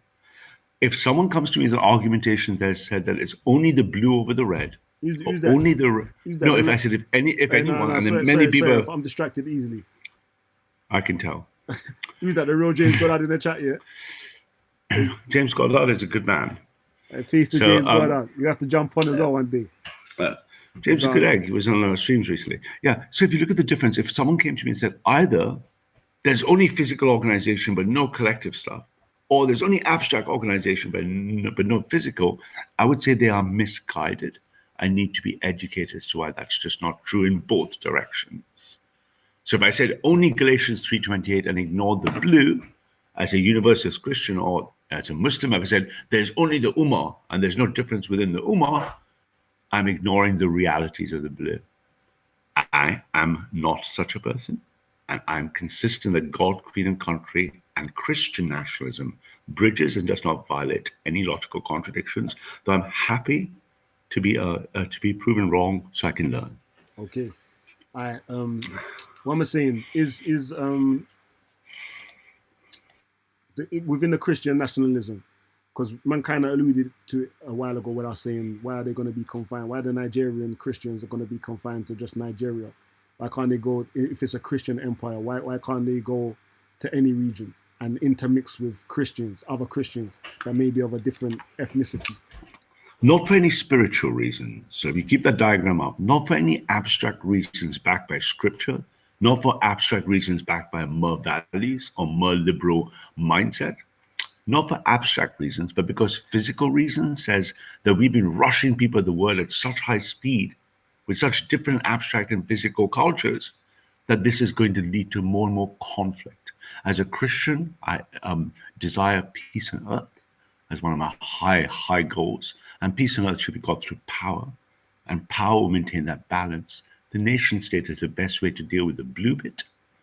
And Christianity for me is the best bit to deal with the red bit, So I'm sure, for example, Muslims would say that the red bit is best dealt with by the So you- Ummah and the Deen. So you believe that within Christianity, even under the I don't know, fucking the guidance of this? Christianity, they can't be a Yeah, interracial. under They this. can't be an interracial family, a successful interracial family, like Under on this, large because- scale. But under this, because this is just not the union of the flags. In it are crosses. So the red and the blue over there, the red and the blue and the white are not just symbolizing abstract nations. In this case, the red, white are the blood and the soil of the English, the Scottish, and the Welsh. They also have a cross in them, symbolizing that those people in the blue are united by this case by the cross of Christ. Now, if you answer your question, say, do I want to suddenly move 20 million Nigerians here or 35 million well-integrated Filipinos or Christians here? Yes, by the red bit, they are my brothers in Christ, but no, because they would do damage to society. Ah, for shit, that's a everyone. contradiction, Ralph. No, it isn't. No, I'm talking about what you've declared on record before. It isn't. Perhaps you've changed your mind. Oh, tell me which is. I'm happy to find contradictions and correct myself. Let's go. but I Let's make go. mistakes. Let's go to the evidence. Their Christian ethics, they You mean the banned 99% question? Would I be happy if 99% black people were in here? That's a thought experiment. What do you mean? That's That's yeah, only that's a very in good- theory. You mean only in theory? In reality, But you wouldn't be because- happy. Well, but I'll tell you why. Because we didn't have that. I'm proper saying debate, is that Bob. what you mean? No, that's not what I mean. Listen to what I'm trying to say. What I'm trying to say is that's a thought experiment. Would I be happy if 99% of people would change as a thought experiment? Of course I would. What would happen to the 99% of the English people was not addressed? The speed of the change, the rate of the change, none of us is there because that was not a proper debate. You just sprung that thing on me. If we have a nice organized debate with Bob the Builder, I'm happy to show him how. Let's go into it now. Let's go into it now from. Yo, you want a little bit of the I wanna pre-action. That's why you preview. sign into Content of Everything. It's where you get the mainstream media, the stuff you need live. Subscribe to 14OE, right? Like and share. Yes, absolutely. So if you look at this now, No. I want to lead the questioning though. I want to lead the question. No problem at all. No problem at all. We're in COE's house right now. Hey. Respect. Cool. So just ideally, in reality, you don't believe that if 99% of this country was non-white but Christian, it would be a good thing. No, I think it would be peace on earth because it would be a Christian country. But let's make the experiment easy. Suppose today 99% of people in England were restored to Christianity. And tomorrow I want to flip a switch and replace these 99% Christian Englishmen. Yeah, I know it's you with love them Nigerians. Christian. I don't care. No, that's not the experiment. That's not the that wasn't the Okay, let's say proposition that was put to mind. let's say Non-Christian, let's say you're right. a British Right. non-Christian white people versus 99% non-British white people. I mean non-Christian Right. white people Okay, not a problem. versus 99% Nigerian Christian people. Would you kick Not a out the problem. non-Christian, which is Christianity over everything, white people from the island, to allow 99% black Christian brothers, God over everything, into the country? Where would they go? Now, why is that your concern? They're not Christian. No, because I thought you wanted to have a fuller, bigger debate. So I'm asking him. I'm going to the detail we couldn't do with Bob. I'm giving you all the data and giving Bob all the data. Wherever you would send the immigrants, put them in the river and put them on a boat. Send them on the boat, innit? No, because here's why the blue red line is up there. Because they have a country of origin. English people don't have any other country called home. So you must answer my question. Where are you intending on sending the other 99%? Where would I send them? As I said, Because they don't have any other home. But The Nigerians have a home. Indians have a home. But yeah? this come I'm asking, what is your priority and what's your main concern? Because if your interest is to bring Christianity over everything, so if they're not Christian, I don't know why you care about them if they're not Christians and they're not willing to be. Oh, because Christians are taught to care about everyone. That's a misunderstanding of Christians. I'm taught to care and love for everyone. Okay, but you're willing to cull sub-Saharan Africans, presumably if they ain't Christian. I don't know if you're called the Christian ones as well. Well, what do you mean? You said when you was making your presentation for what was it? I believe there's a population explosion. You made a case for either recolonization because too many of them are going to come to the UK or to Europe, or a genetic cull to keep the numbers down. Well, I think Why not just call? Why not just call the English? Okay, so let me try to answer those. The first thing to understand is, do you know that we're going to go through a humanitarian crisis by population, right? Do you understand that, right? I don't know that. Okay, you don't. Okay, so that's a big thing to understand. So the problem, all those conversations should be looked at by the following diagram. That is the world population estimate. We are heading and going to soar past 10 billion, right? By 2050, magic number, and we're going to keep going up. Our environmental problems, our food problems, our war problems, our resource problems, all downstream from a population explosion. So I believe for us, it is human and moral to manage our population. I want to see that population managed, or the maximum number of people will suffer. Probably the poorest people in the world will suffer the most. Now, given that more poorest people is coming from Africa is secondary, given the higher moral argument is the poor people, what do we do to quell the world population? Well, we look and we go, why is it exploding anyway? Poorer underdeveloped countries have high birth rates. Because they're poor and uneducated, they think more kids equals economic success. So they have more children and invest in them less. That's the pattern. So if you look at what China did and India with its family planning initiatives, both after nationalism, was to realize they had to manage their populations and implemented many policies, the famous China One World policy, contraceptions, etc. in India, rolled out by Planned Parenthoods, etc., etc. So the host of countries can adopt strategies for population management, and I believe population management is critical in the best of all best possible worlds for all humans. But how can calling a genetic call be in line with Christian principles? I don't know. Well, you know what I'm like. I like using wonderful words like that just to get people to wake up and pay attention. But when I mean a call, I mean a population management strategy. I don't mean people running around killing little African babies or injecting people with things. That's just hysteria. Instead of search and destroy, sweep and clear. Managed systemic. Population management. instead of call population management. Just like, yeah, that's exactly what we're already doing. China's done that. India's done that. No, they didn't. Ireland did. So we said when you was proposing a genetic call, you wasn't being literal. Oh, absolutely. So China is doing its call, and China did its call by implementing a one-child policy. You call that a call? But you want to focus on the word call, so I think it's making you lose the real argument. Because then I want to know your definition according to how you intended it to be at the time of saying it. I'm using the word call. Let me tell you what I took from it. I took, like I said, a genetic call. I think I'll be. I don't want to go into the majority. Obviously, the majority. You think I want to kill black people? My impression, yeah. Do you think I want to kill black people? The answer is no. But that's like I said, fam. I don't know how. Because if you did want to kill black people, what would you say? Wouldn't that suffice? I'm the sort of guy who would tell you what I want to do. If you haven't learned one thing about me in phase one and year one of the corner, in phase one, is I'm telling you exactly what I think. I wouldn't be worried about what you thought of me. So when I say, for example, I want to move 200 million Muslims into a state where they are no threat to the Indian nation state, I can say that because I mean it. Yeah, I'm not going to hide what I think. Why would I do that? Because I believe I'm operating on a moral compass that is true.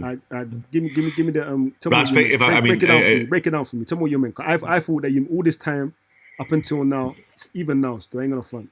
I feel like man's backtracking still. You may not be. I might have it fucked up still. But if I hear someone say a genetic call or either recolonization or a genetic call, I'm looking at it as man's trying to take man off the planet. That's an important concept to consider, and it's already in the Eastern countries. It's been considered much more. The population and birth control. That's different to calling. Calling means take like something that already exists, taking it off the planet. I think if you get hung up with the word "call," you probably misunderstand me and my positions. I'm explaining my understanding of the word "call." If I've got the word fucked up and wrong, then I beg you elaborate. So if I say I'm going to nuke Raspek's house, do you think I really mean I'm going to use and get a nuclear weapon and send it into Raspek's house? No, I don't. Okay, I don't mean I'm going to call by going around. I think that was a joke. I would take that as a joke, though. You didn't seem like you were joking when you was making your presentation. I like to use words that get people to pay attention. So sometimes I have to use words that I wouldn't have to use just because people are lazy and they don't pay attention. But So sometimes I need to words just to slap them in the face. Yeah. But you don't want to mislead. You don't want to mislead people. Though. I'm happy to hold questions for anyone, anytime, as long as they are civilized creatures. Yeah, of course. So when I say to go to understand, we're going through a world population crisis. We need to look at what to do with it. Genetics is advancing at a formidable rate, and we need to look at the honest truth of the blue bit and the honest bit of the red bit, because says, how do we manage the population? Which bits do we alarm ourselves about? The industrialized world or the non-industrialized world? The poor world or the rich world? The white world or the black world? The free world or the barbaric world? We as a society, all of us together, are going to have to do something about that curve you're looking at. If we don't talk about it, we don't explore the ideas, we don't explore the options, then people who don't have the same morality will do that for us. As Christians, we are taught that absolute understanding of the difference between good and evil is fundamental. And we believe as Christians, we are going to approach this in the good way, as opposed to letting it be done the bad way. But one way or the other, the cull is coming, right? Now, I don't want it to be an arbitrary cull because we didn't manage the earth properly and we had environmental disaster after disaster. I would rather have a controlled thing. So let me give you a simple example. When your birth rate of any population or subsector, however you want to drill it, is under 2.1, that part of the gene pool will die out. So if I have less than 2 children, I'm going to eventually die out, right? You need 2.1 to replace yourself, right? So that's what I mean. It's simple as that. There's nothing. I'm not going to, This, like I said, I ask you this a lot still. You're probably sick of hearing me say it right now still, but like I said, sometimes I feel like the impression that you mean to give, the choice of words that you choose, the phrases that you choose, all of that, it's like, and then when I ask you to elaborate, it's like I see contradictions in it. I wouldn't use, like, it's just me in it. I can only talk for myself.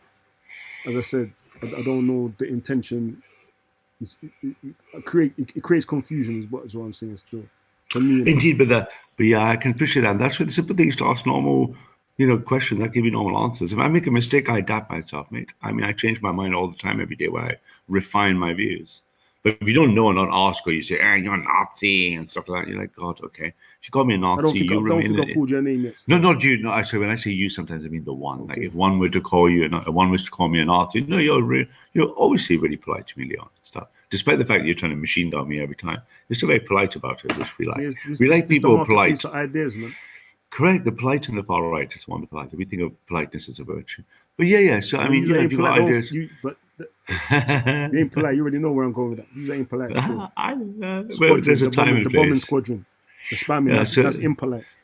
No, that's actually, I told you that. I give you that in my response. It's a union of spirit. When they type 14 in there, it's the English people rising, and they're rising in a buoyant form, feeling their re-rationation. That's how you're phrasing it. I doubt that the people who are doing it on your behalf. You're going to see that video come out tomorrow, ladies and gentlemen. Still, which one's that? About the question, man. About your about what you. Oh, that one. I kind of enjoyed that one as opposed to the whole Lister one was annoying. The Raj and Steve one was a terrible, disappointing flop. But I also like the last one I had. Robinson fans, we run up on you as well. What do you feel about that one? Oh, we're going to be. If you want we're coming right for them. Did Steve? Who are the people who organized this kind of attempts of violence apart? We're going to find out. Attempts of violence. Is that what it was?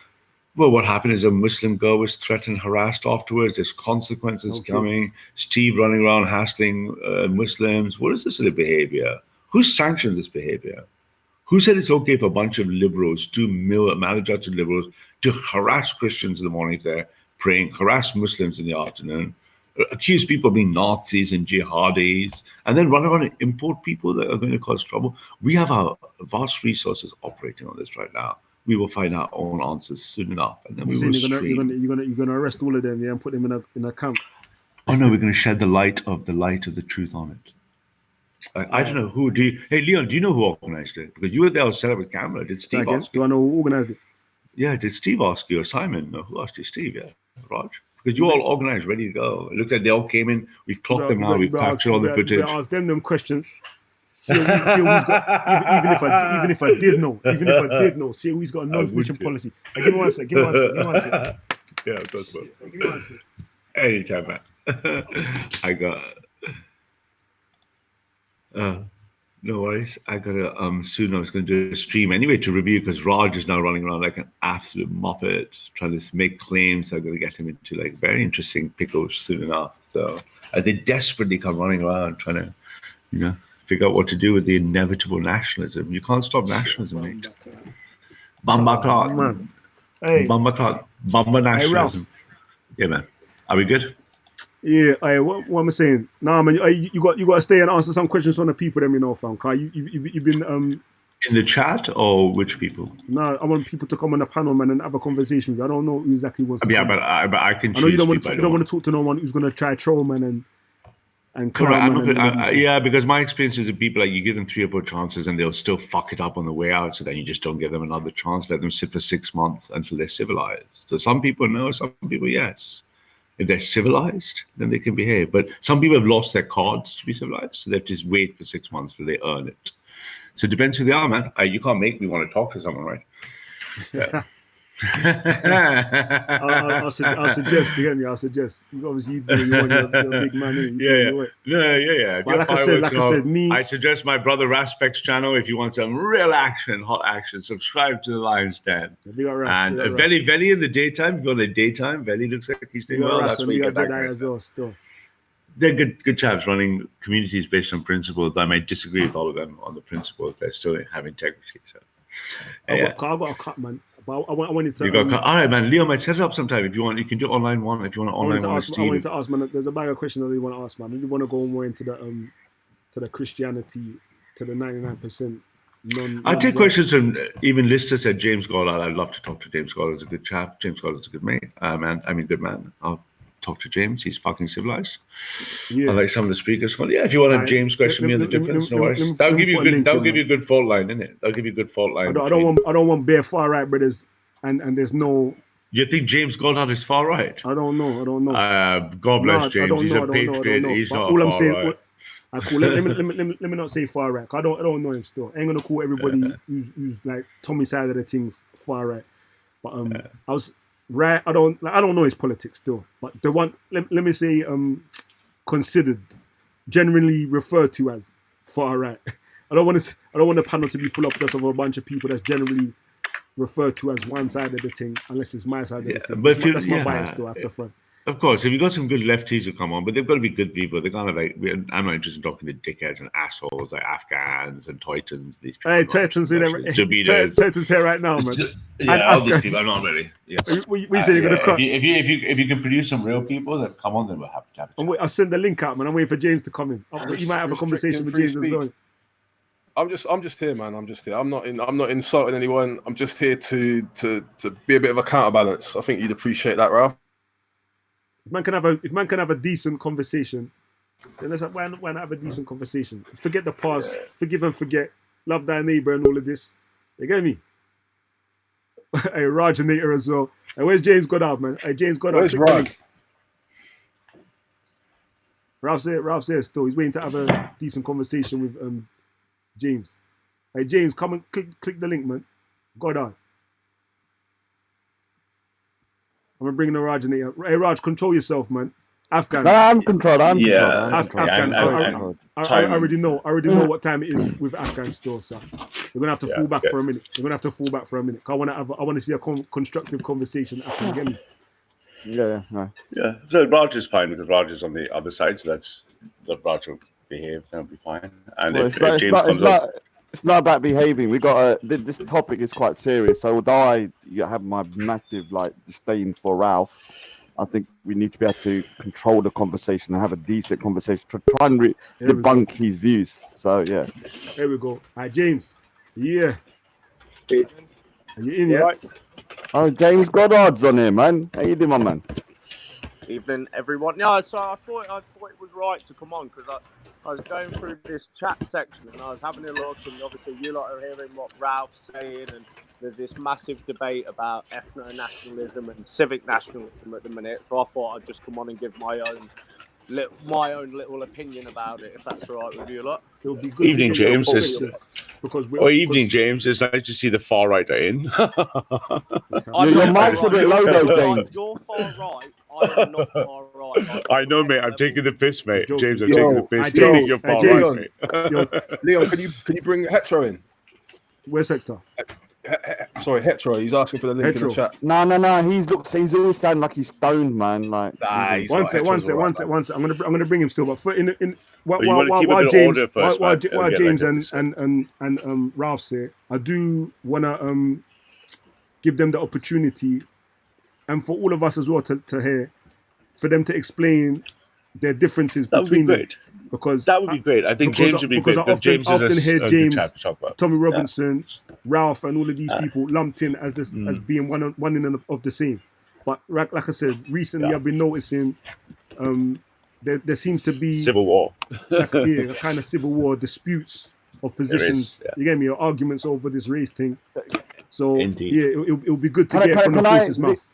can I just clarify Yeah, so one let's quick have a point before you go on? Just one quick point, Leon. Where is it gone? It's to do with Speaker's Corner. So yesterday there was a altercation with this this Muslim lady with a hijab on, and although I disagree with what happened, Yeah, but can we do this? I want to no, talk one to minute, James. one minute. I don't want to run. No, Yeah, but it's can we do that important topic because separately? one No, minute, let Raj finish. let me finish. It's It a quick one, wasn't it's a a hate crime. What happened was that guy was the idiot, and he swore at that lady. Saying "f off" to a woman with a hijab on doesn't make a hate crime. What it makes him is a prick. I think that's a. All right, Yeah, right, so all right, do you all know right, the all right. definition? conflating the two. Hey yo, All right, he's- but can we have? he's made his point. All right, Okay, cool. so already disorder now. Yeah, it's cool. Alright, Let's cool. park that Alright, for another alright, conversation. yeah. We'll be So- doing detailed videos about that. So we'll talk about that. Ignore that for the moment. Man can address Alright, that on James, the next mate. point. But yeah, James. if you Right, wanna, No worries, man. Right, make so experiences. okay, so let's just get a few things straight. Ralph, you won't mind me saying this, but I've never met you in my life. I've spoken to you once on the live stream, which was courtesy of Big John, so I've Yeah. only just become aware of who you are. Not quite well. I think I know quite a bit what you stand for. It's your opinion, not my cup of tea. So what I believe in, I would say that I'm a nationalist, but I don't want to. I have no problem with somebody's skin color. I don't care if you're Sikh, Hindu, Jewish. I don't care. I'm not bothered. What I see as the problem in our society is the political class, the communists, and the Mohammedans. I'm quite happy to see the repatriation of the Islamic populations of Europe back to Islamic countries because, quite frankly, we've allowed these people into our civilization and they've repaid us by raping, killing, and pillaging their way across Europe, so much to the point now that Europe isn't safe. You know, we've had millions of girls, there's been millions of rapes, in the United Kingdom. We've seen terror attack after terror attack, and we're seeing the Islamization of the West, and that's something that anybody that isn't a Muslim should be concerned about. So, and I think a lot of the stuff, the reason why the right, the far right, whatever you want to call it, is so fractured is because it always comes down to an argument about Israel and Palestine. Now, if you dare to support Israel and stand up for, say you stand with the Jews, then automatically you're a Zionist shill, you're this and you're that. If you dare to criticize the Jews, then automatically you become anti-Semitic. So there's a big problem on the right, and it's annoying to see because there'll never be unity on the right because it's too fractured and these arguments aren't going away. And I think one of the main problems is as well on the right is a lot of people that believe they're right wing are in fact lefties. They overreact to things. They go around calling people buzzwords. We're never going to get anywhere, and we're never going to defeat the ideas that we don't agree with unless we're able to talk about it. And that's, you see a massive problem on the right. People don't want to talk to each other. Nobody wants to go out and debate other people. And that's a problem. We need to be doing this. And that's my humble opinion. I'm quite happy for my, limited migration into this country, but it certainly shouldn't be Islamic. And we should focus more on the family model in our country. And it's not, and like I said, and in regards to the argument about remaining a majority, I believe that, I would prefer for us to remain a majority in our own country because I don't believe that our rights as minorities would be the same rights that are afforded to minorities in this day and age. So they're my concerns. Like I said, I'm not, I'm not into this white supremacist. I'm not bothered about that. My concerns are communism and Islam. I think I've been quite upfront about that for the past 2 years. So that's pretty much where I stand on it. These far right people, let them talk to people, because ultimately people will see that perhaps they're ideas that they don't agree with. People have to make up their own minds. Good man. Yeah, so that's a really great point, Sarah. So, I mean, first of all, yeah, I absolutely agree with you. I am from your point of view, I'm also a nationalist. So I thought the conversation with you and Mark went swimmingly well. Mark, of course, I talked to Mark today. He also thinks it went really well. So that's good news. So that's all great. So we've got a kind of sense of unity. Here's where I disagree with you, James, but not for reasons you might think. If you think of a jigsaw piece with lots of puzzles, and what you mentioned there was the globalist system, Islam, mass migration, mismatch of values, all these pieces of this puzzle. If you shuffle them around on the pieces itself, I agree with you on almost everything you've said, but there's certain bits which have a serious problem. It's how they're organized. What do I put before? So let's take three things. Do I put Islam ahead of immigration, or do I put immigration ahead of Islam? Do I put my values, let's call it integration, ahead of Islam, or the other way around? The way you arrange the different configurations have massively different outcomes. So whereas I appreciate you might say my values comes before, or anti-Islam comes before, call it counter-jihadi. Counter-jihadi comes before immigration. Immigration, the way you shuffle these things, and we've done all the shufflings, have very different outcomes, James. They have different outcomes on the board. Though, but your idea, so I'm talking about from. I'm not sure if you know what my ideas are, James. Yeah, so, go on. Okay, lie to me a bit further. Okay, so what I'm saying is, I'm trying to help you understand my ideas, or the position of, let's say, the nationalist movement, which align with lots of people who I'm sure you like and support, is that without the correct order, James, you get different outcomes. So we know by 2050, we're going to breach the 60% line of native British. So if we consider, after all our analysis, that the order of that is really critical, and everything you see we agree in, if the order is not right, the outcomes are massive. So we believe the order is immigration first, then integration, and then Islam. And we can explain why, very, very carefully and very precisely why. And out of that order comes a different solution to what you're talking about. So let me give you simple examples. Am I against a Nigerian Christian who is fully integrated? You just said this recently. But So I mean, no, I would be on your side. I'm not for a Nigerian Christian, for example, fully integrated, but I wouldn't discriminate against him because he is black. On the other hand, I would discriminate against the first rule of losing the nation. So if that puts immigration first, do you see what I mean? Suppose I had 45% of... Go on, mate. Go on, James. Take your time. Yeah. So, but the point is, we can't.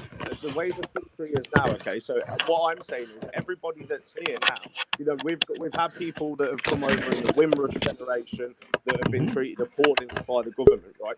We've had immigration from all corners of the world. Some of it's been successful, some of it's been less successful. But what is your actual? What do you actually want to do? Do you want to get rid of everybody that's not ethnically British? No. That's not ethnically white? Because I'm that. No. Because I'm that, then you'd have to go as well, Ralph. No, I don't. Not as smart for that, for example. So no, we don't. Right. So. Okay. So we don't. We're not advocating for, because you're here and you're black or brown, you go. We're not advocating for that whatsoever. Most nationalists because like I said, I've always been clear what I stand against. I stand against communism and Islam. So I think that rather than focus on attacking each other, we should be indeed, focusing on the enemy, which is the communists and which is the Islamists. I get, about the, Can I just get involved here, James? Sorry, I just heard you mention two ists. Any thoughts on globalism? Who's this? Sorry, say that again. My name's Dan. I just heard you mention communism and what was the other one? Islamist. Well, Islamism. Okay. It's not. Well, is it Islam or is it Islamism? Sorry, I made a mistake there. I take that back. It's communism and Islam. There's no difference. There's not a moderate. There's not an extremist. There's Islam. There's Islam and communism, which I believe poses the two biggest threats to our civilization as a whole, along with the political class who have engineered all of this. Okay, so Brexit. What do you see Brexit as a sort of remedy for? Nothing, because it's not Brexit, is it? What's everybody celebrating on the 31st of January? Well, what did people vote for?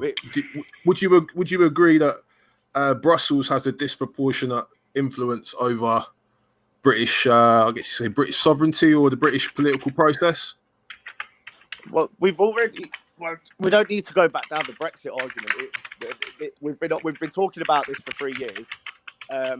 4 years, sorry, since the referendum.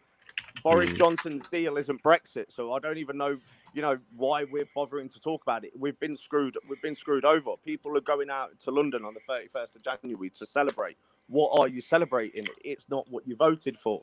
You voted to leave the EU in its entirety, and we're not leaving, so there's nothing to celebrate. Correct, James. And more importantly, if you frame it in the answers I've given you, even if Brexit was delivered fully, a post-17-point Lancaster plan, etc., it still would not stop the Great Replacement. So the only thing that stops the Great Replacement is immigration and removal. So what's the Great Replacement in your mind then, James? The Great Replacement is, in my mind, is Europeans becoming a minority in their own homeland.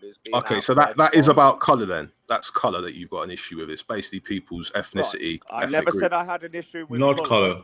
No, let me finish. I never said I had an issue with colour. What I'm saying is I want to live in a country where I'm the majority. Okay, because I wouldn't want to live in a country where I'm the minority. That's not racist. No. Sorry, Ralph. Ralph, one sec. I mean, I don't know if this is like a tag team, but I want to speak to the right, not the far right. So if Ralph can just chill for a bit. Hold on. So I'm just trying to work it out, James, because from what I've heard, I'm trying to work out what the difference is. Are you a civic nationalist then, by your definition? No. Like I've told you, you see, you keep trying to put labels on things. This is the problem. Everybody's trying to label somebody. I'm a nationalist. Well, no, but you just came on. You just came on and said that you were right and that Ralph was far right. Or so you lot were dealing with the label. So I'm just trying to work it out. I'm just asking a very simple question. No, but you're saying that I'm a white nationalist. Do you know? I haven't said that. So you said that. So what are you trying to preserve, James? That's what basically. Yeah, that's what I'm trying to ask. I'm trying to get to the core of it. What is it that you think is being lost? Or when you say you want people who look like you or people like you to be in this country, what does that mean? Not French people. No. Okay. So what I've said is I would like so let's just say it. I don't see why we don't. I would like white people to remain the majority in Great Britain. Okay, that's what. So that sounds a lot more like. Sounds like got to do with race. That sounds like it's to do with race. No, it isn't. Let me make it clear. James just said white people. What are white people? Ralph, why not? Why? Why? I don't know white people. Don't set this. Let's take turns. If we don't take turns, order, man. Order. Yeah, don't. This ain't gonna happen like that. Ain't gonna go down like that. It's not gonna go. Listen. If everybody, let's just take turns. Everybody can answer their questions in an orderly fashion, man. No one has to jump the gun. No one in no rush. One at a time, man. I know what to tell people who should answer what. Right. But the question was put to James, so and he seemed like he was ready to respond to it still. So okay, but unless James concedes and gives way, unless he gives way, then I want to hear James respond. I'll let James go first. Right. Say the question again, please. I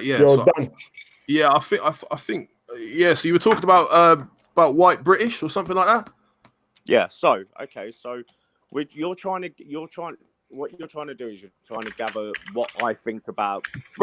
Listen, mate, I'm half Jamaican. Right. I'm brown. Yeah, you're on a panel. There's 5 brown people on this panel. Yeah, so I want to know. So that's basically what I'm trying to say. Is it to do with colour or not? Okay, yeah. So stop interrupting me and let me finish and give you the answer. Right. It's 2020. I don't really care that much about skin colour. I'm not bothered. What I'm saying to you is I would prefer to live in a country where white people are the majority. That's not James. Racist. I'm not. No, listen. Let me finish. Please let me finish. And don't. Ralph, stop interrupting. Right. This is not.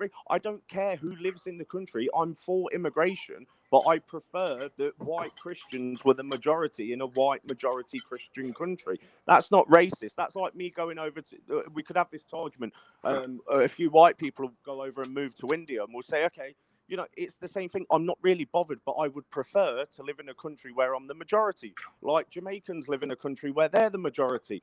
You know, each nationality can be the majority in their own country. I'm not against immigration in the slightest, and I've been very clear about this. What you're trying to do is you're trying to rail. Please let me finish. You're trying to railroad me into begin. Oh, you know, he's a racist. He's only bothered about skin color. I've said, mate, I've asked you 2 questions. Just let me finish. Like I've said, I want to live in a white majority country. I'm not bothered about immigration. I'm not bothered about skin color. I couldn't care less. But I would like to live in a country where we remain the majority. As I've said previously. But am I part of that we? Am I a part of the we? You clearly do care. You care, mate. I'm mixed race. Yeah, what's wrong with that? One of my best mates is mixed race. My daughter's mixed race. I was with a Muslim for 5 years. Bruv, I'm not calling you a racist. I'm not. Can I ask you a question, Leon? Can I just jump in for a second? Go on, Leon. Yeah. Right. So Dan, if I said to you that, if Dan no man concede, I did want to air the back and forth a little bit between Dan and James still, but yeah, if no man conceding. Yeah, let me just ask you a question. As long as anybody who wants to come in, as long as they ask politely and all of that, then yeah, it can run like that. You get me? So Dan, if I said to you that, you know, I would not want my parents' homeland or the Punjab for them to be the minority in the Punjab. That's up to you. I don't live there. No, but if I said that, would I be racist for saying that? Because I wouldn't accept the Punjabi, for their population, for them to be below 70% max. Yeah, would that make me racist? Or I don't really have a position on that. It doesn't affect me. Why? I'm asking you why. Because I don't live in the Punjab. He's answered 3 times. I'm asking you, does it make me a racist for saying I wouldn't want 30? I'm not 3 times now. It's getting boring. Listen to the arbiter. So let me. What is and what isn't racist? Take turns, Raj. You're asking the same question repeatedly, wanting an answer. But he hasn't really answered though, because the thing is, is it about race though? When I say that I would want the ethnicity of the Punjab to be a majority. Correct. You keep repeating yourself. You're very slow. Make shorter points. Let me big-head, brown-head. Here you go, Content. Are you gonna do this? You're gonna do this stuff, or do you want me to talk about Roger? Well, you started. Roger's gonna lower this tone with James is here. It's a nice conversation. James, my turn now. Let me explain the difference between what James says and why frequently when James answers this question. No, don't interrupt, please. Just one second. Comment. Please. Let this debate carry on with these other guys, because this is actually getting somewhere. Because these lot have got a misconception. No offense, that like. Absolutely, mate. I'm just going to say one bit. Anyway, I can leave you guys to talk to them all night if you want. But let me differentiate one thing that's a common fallacy that comes up often, and James is being led down this trap by them, is that the following fallacy goes like this. Hey, what do you mean by ethnic nationalism? James says, I want to be the majority of my own country. What do you mean by that? James says some percentage, and I'm not racist. Then they say, oh, so you want that percentage to be white? And then they go around the next step going, therefore you're racist. No. James does not want 75% of Britain to be replaced by white Russians. Is that right, James? You don't want England to be replaced by white Russians tomorrow, right? So it's got nothing to do with race whatsoever. It's got to be being British, right? That's the difference. Well, not really British, more English than British. But James is the one I mentioned, right? Not us. I didn't mention it. That's what I'm saying. I didn't say it. James is the one that said white. Exactly, but that white is then jumped upon like but it means like it's white only, and I'm just proving it's not white. And I don't even know why I'm talking to Ralph. I'm not debating Ralph at the moment. Raj asked me a question. Raj, I don't think that question applies perfectly because I don't live in the Punjab. If you're talking about this country that we live in, right? So maybe if you can adjust your example so that it fits the UK. I don't know. Would I want East London to become something? It's already Muslim anyway. No, I didn't ask you that. I asked you because the thing is, I didn't ask you. I've only ever lived in England. This is I didn't ask you that. I asked you if I said, as someone, if I was living in the Punjab, and I said I would refuse for the Punjabi people to become a minority with a different race coming in. Am I racist for saying that? I don't know. Maybe you've just answered your own question. I would say yeah. I would say no, because I think everybody has a right. To you. I'm not bothered about that example. But what I'm saying is, if we before he was saying that the biggest enemy was communists and Islam and Islam, right? Cool. And he was saying the first point that he made, he was saying it's not about race. It's not about race. Then it became about race when he said, "What?" That's what I'm saying. Am I a part of the we? I've just told you. And he said, "I am." Okay, no, but that's it. That's fine. I'm rephrasing just to make sure I've got it all right. I'm not saying you're racist at all. Right. I'm going to ask you a question. Right. Go on. Can we go right? Let's say we're in Jamaica. Yeah, we're smoking some bifters in Kingston. Right, me and you, we're in Jamaica. If you turn around to me and say, "That's fucking racist," all right, I'm out. No, I'm joking. Do you know what? You lot are all triggered, man. Listen, if we were in Jamaica and you turned around to me and said, "You know what, James? I want ethnic Jamaicans to remain the majority in Jamaica," I'd say, "Fair play to you, mate. I can see why." It doesn't mean you're against immigration. As I've said I think the problem is all you lot, you hear words and automatically you get triggered by it. Like I'm not triggered. I'm not triggered. And when you say immigration, Jamaica's a good example because Jamaica's being taken over by Chinese, and the government's incentivizing it. And who are the Chinese? What do you mean? Who are the They Chinese? can ask James a question. What's the Chinese government? What form of government is it? It's communism, isn't it? James, can I ask you a question, James? Yeah, but they're doing business. They're doing business with a. Well, I won't go into it anyway. Fine, it's cool. So, James, you say you don't mind about immigration, but you want to keep the country a certain demographic. How do you do that with immigration at the same time? How do we do that? How do we make the country? How do we keep it with a certain demographic? We all start having lots of sex and start having babies because we're not having as many babies, are we? Like, it's really and who's stopping them from doing that right now? I would say it's the indoctrination of this leftist ideology where everybody's glued to their phone, looking on Instagram, posing for all bollocks pictures, and that sense of I don't care about anybody but myself. It's been indoctrinated into these vile kids that have come out of lefty schools and that make out that they're the most, the most hard done to generation ever. There's problems, and there's problems within our own communities. But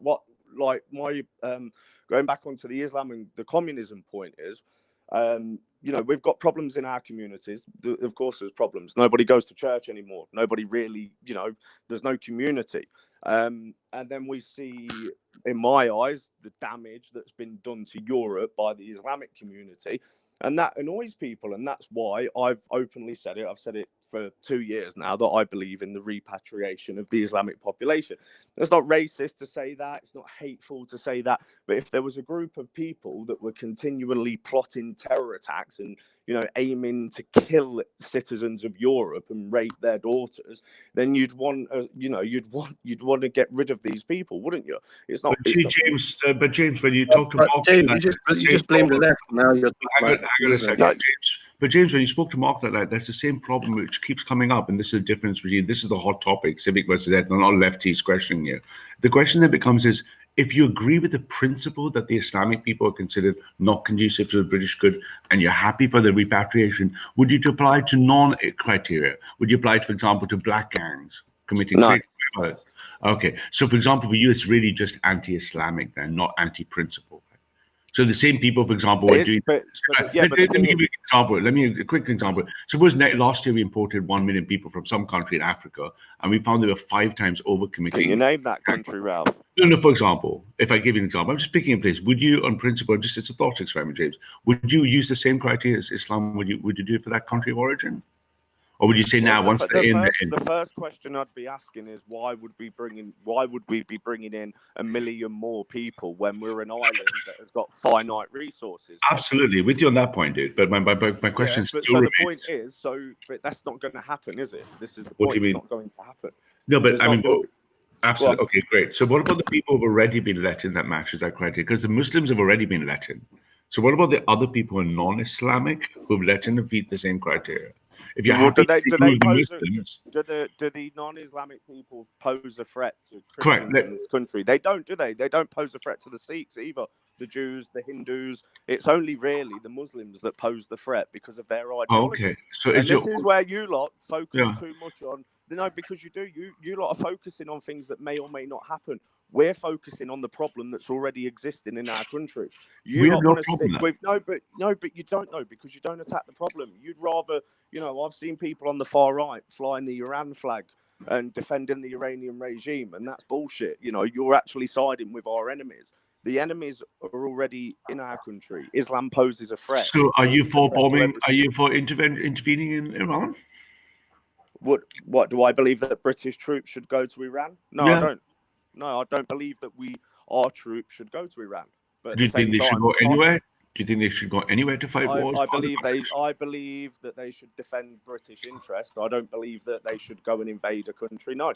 But at the same time, it's hardly like the Iranian people are actually over the moon with their regime. You know, it's a hardline Shiite Islamic regime that came in. Where was it? 79. They came into power when we overthrew the Shah. It's a vile, oppressive, disgusting country. You know, it's not its people, but the regime and it's a theocracy. It's Islamic and it's poisonous. Okay. So do you see other countries that are non-Islamic that's a problem in Britain, or other cultures or sub-demographics other than Islam? Or is it just for you, is it just Islam? Well, I would say there's not really, like I said, my main concern is Islam, and I see the problems that... No, but that's not my question. Do you see things that are not Islamic? But what about, that's not my question. But James, is it Islam that's making you have less kids? What was that, sorry? Do you want to say that again? Is it Islam that's making you have less kids? No, I mean, if you look at the Islamic birth rate... Is it Islam that is causing British people to have less kids? I've just gone to finish. Like I just said, the Islamic birth rate is a lot higher than the birth rate of Europeans. I think I may be wrong here, so don't quote me. They have 4 to our every 2, is it? I might be completely wrong here. That might be wrong. But like I said, Islam poses a threat. Anybody that believes it doesn't really needs to, investigate it a bit further. There's a threat. There's a threat from Islam, which was let in by the political class, and they're the problem as well. So, like I keep saying, the political class, communism, and Islam. These are the threats that's posed to our civilization. And if we don't address it, then what will be left of Western civilization? Do you want to live in a Muslim majority country? I don't. Do you want to live under Sharia law? I don't. I'm sure I'm not being unreasonable by saying this. But how is getting rid of Muslims going to make your birth rates go up? So if we repatriated the Muslim population, then we wouldn't have to, there probably wouldn't be as many terror attacks. There probably wouldn't be as many white and Sikh girls being raped. Maybe we could do a government incentive program where we encourage people to have children.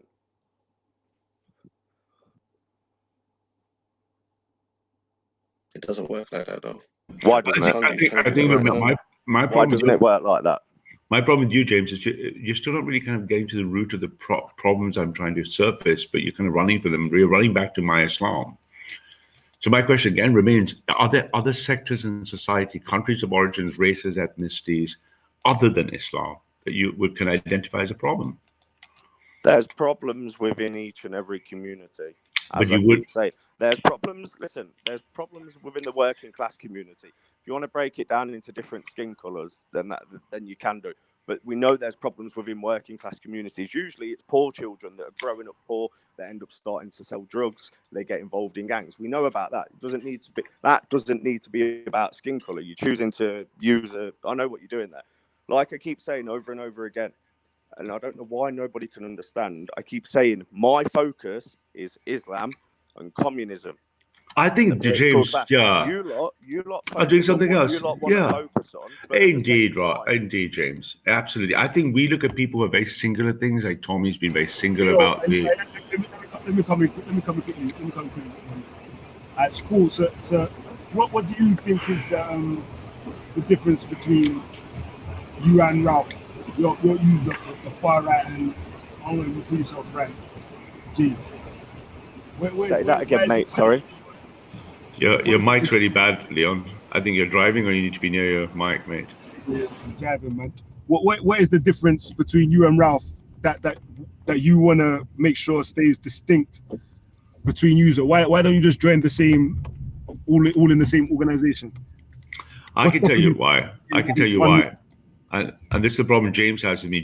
James answered correctly. He said his focus is Islam. His focus is Islam. But he seems to be reluctant to want to associate or to be associated with you. So I want to know what's stopping him from associating with you.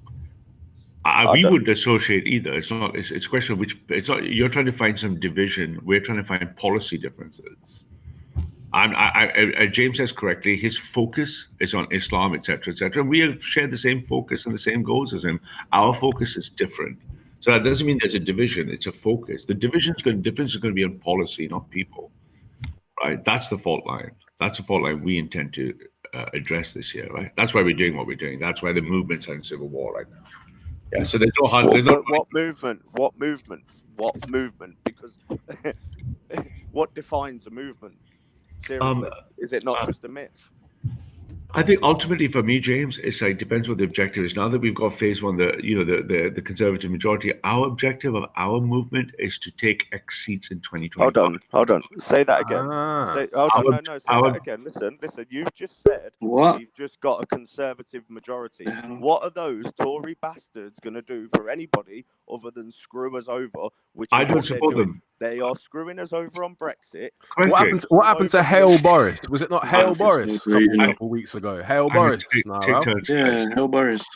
So we take that, James. No, don't get me wrong at all. For us, I would support across the milk-toed conservatives from Boris all the way, but our objective is a nationalist power base. Now that we have a conservative majority with all the work we've done supporting Boris, we have 5 years of cloud cover. The left have no power. They have no power. No conservative majority. If you actually look at politics, they've borrowed votes from Northern Labour leavers. These people aren't going to join the Tory party en masse. The only reason they voted Tory is because they were duped into believing that Brexit would be implemented. So anybody that supports the Tory party is a fraud. Yeah, but I don't support you know what? I even fell for it. I fell for that bullshit, and that's why I did a video and come out and said, you know what? I'm not singing Boris Johnson. That's an understandable mistake. But don't worry about that, mate. But it's understandable because it doesn't matter in 5 years. If we look at the data we're running on, in 5 years it won't matter because we'll be putting twice the pressure they've ever seen on the right-hand side. Because we think the only way to get the way we want is to go to Parliament. So difference when you ask me what's the difference between our movements, a street movement or something, let's say, just focusing on grooming girls or something just focusing, for example, on immigrants coming to Dover. These are all things we support, but they're nothing to do with going to Parliament. Our movement is only the ones interested in the nationalists to Parliament. If you're not with us on that agenda, we support you, but you're not in our camp. Our camp is to go to Parliament for 2025. That's our goal. Hey, Ralph, how many seats do you think you'll win? The AFD went from 0 to 97 seats in 4 months.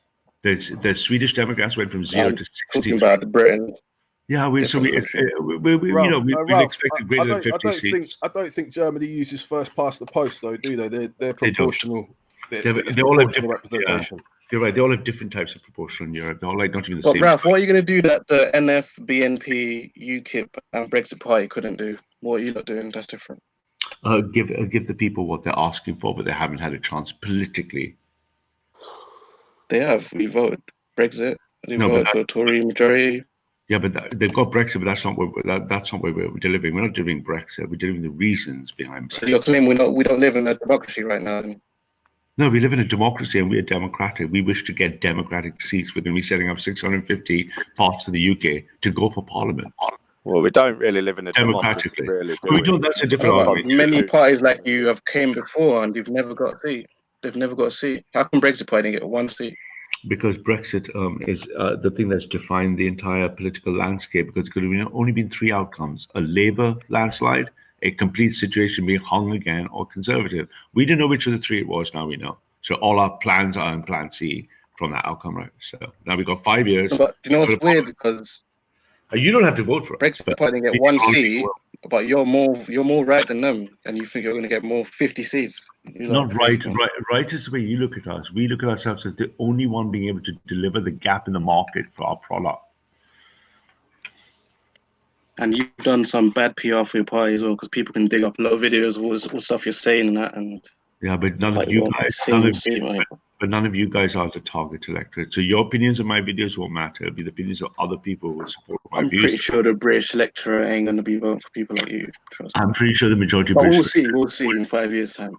I'm sure the majority of British electorate don't living in democracy and not living in a communist or Islamic. Correct. But check it out. I don't know if anyone remembers. They'll vote. Does anyone remember the referendum? The last one we had before Brexit was for alternative vote. Did anyone vote in that? No. Because if people had, you'd have had the actual representation that people have been crying out for. So you'd have had UKIP, you'd have had BNP, you'd have had National Front, probably all across. They'd have had MPs. and I ain't got a problem with there being a national front. I don't know. I'm not that bothered about it. If they've got an MP and you voted for that MP, and that's the guy who lives on your estate or whatever, fine, that's cool. But no one voted for it. We had about 2 months of shitty adverts and little 5-minute info bulletins on what alternative vote was going to be about. No, it had ridiculously low participation. No one voted for it. And actually, everything that Brexit is supposed to be symptomatic, all those problems probably could have been solved at a local level by having your BNP councillor or your UKIP or your Green councillor or whatever represent your local issues. Instead, we've got this weird fucking first past the post where if there's a draw, people fucking draw a name out of a hat or flip a coin. That's actually in our law, like a coin flip. It's like democracy. No, but that's most conflicts are never invoked. But your right point is that's why Britain has one of the strongest governments, unlike Europe. Europe has weak governments because they're PR. We have strong governments, and the weakness is first past the post. Wait, you think proportional representation would be a good thing then? No, I think PR creates weak governments. Creates weak governments. Correct. So they don't have much power. They're always balancing and debating each bill and having to horse trade bills in Europe. But isn't the success of the AFD, which you claim to be kind of trying to replicate, that's taking place in a proportional context? Of course, we factored that. We're working with AFD people. We factored in the difference between the PR models and the non-PR models. Okay, cool. No problem. That's fine. All right. So, okay. So you think, okay, fine. I'm gonna hetero go for it. Listen, I thank you for having me on. I need to go to bed now. Cheers, James, mate. Yeah, I haven't got that long anyway. Yo, James, nice one, man. It was nice speaking to you. If any don't I understand it. I understand you're defensive because people get at you, but it's not really like that on COE. I think you know. So big up yourself. Yeah, I'll bet just to let you all know, I will be returning to Speaker's Corner soon as well to come and nice one. I'm going to bounce as well, guys. So cheers, James. Cheers, everyone else. Bye bye. Hey, answer one question. Just one question before you go. Hey, Ralph, don't run, man. Don't run, man. Stick around for a bit, man. You ain't James, man. You're a resident. Just one question, man.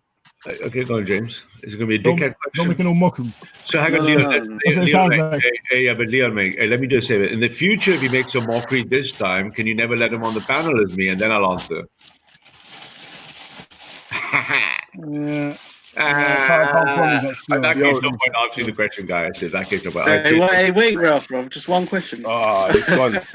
Leon, you might as well let Afghan on now, man. Witness was in the back as well. Yeah, Lister was waiting to get on. Yeah. He knew what was coming. You know what it is. He knew what was coming. I know you're right. I'm driving, man. So I can't even let people on. Right, I might be able to. Let me see if I can. I'm in a different profile. I might be able to jump out and go on. Logging through, I don't fucking know, man. I must be able to find out how I can do this still. If I can control it from the StreamYard thing.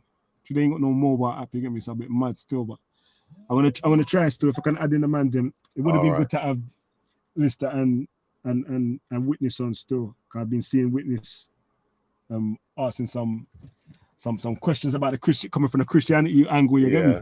Yeah. So I definitely want to see. You got Witness, man. Well, give me 1 sec. Bear with me. I'm going to try and see if I can add them man in there still.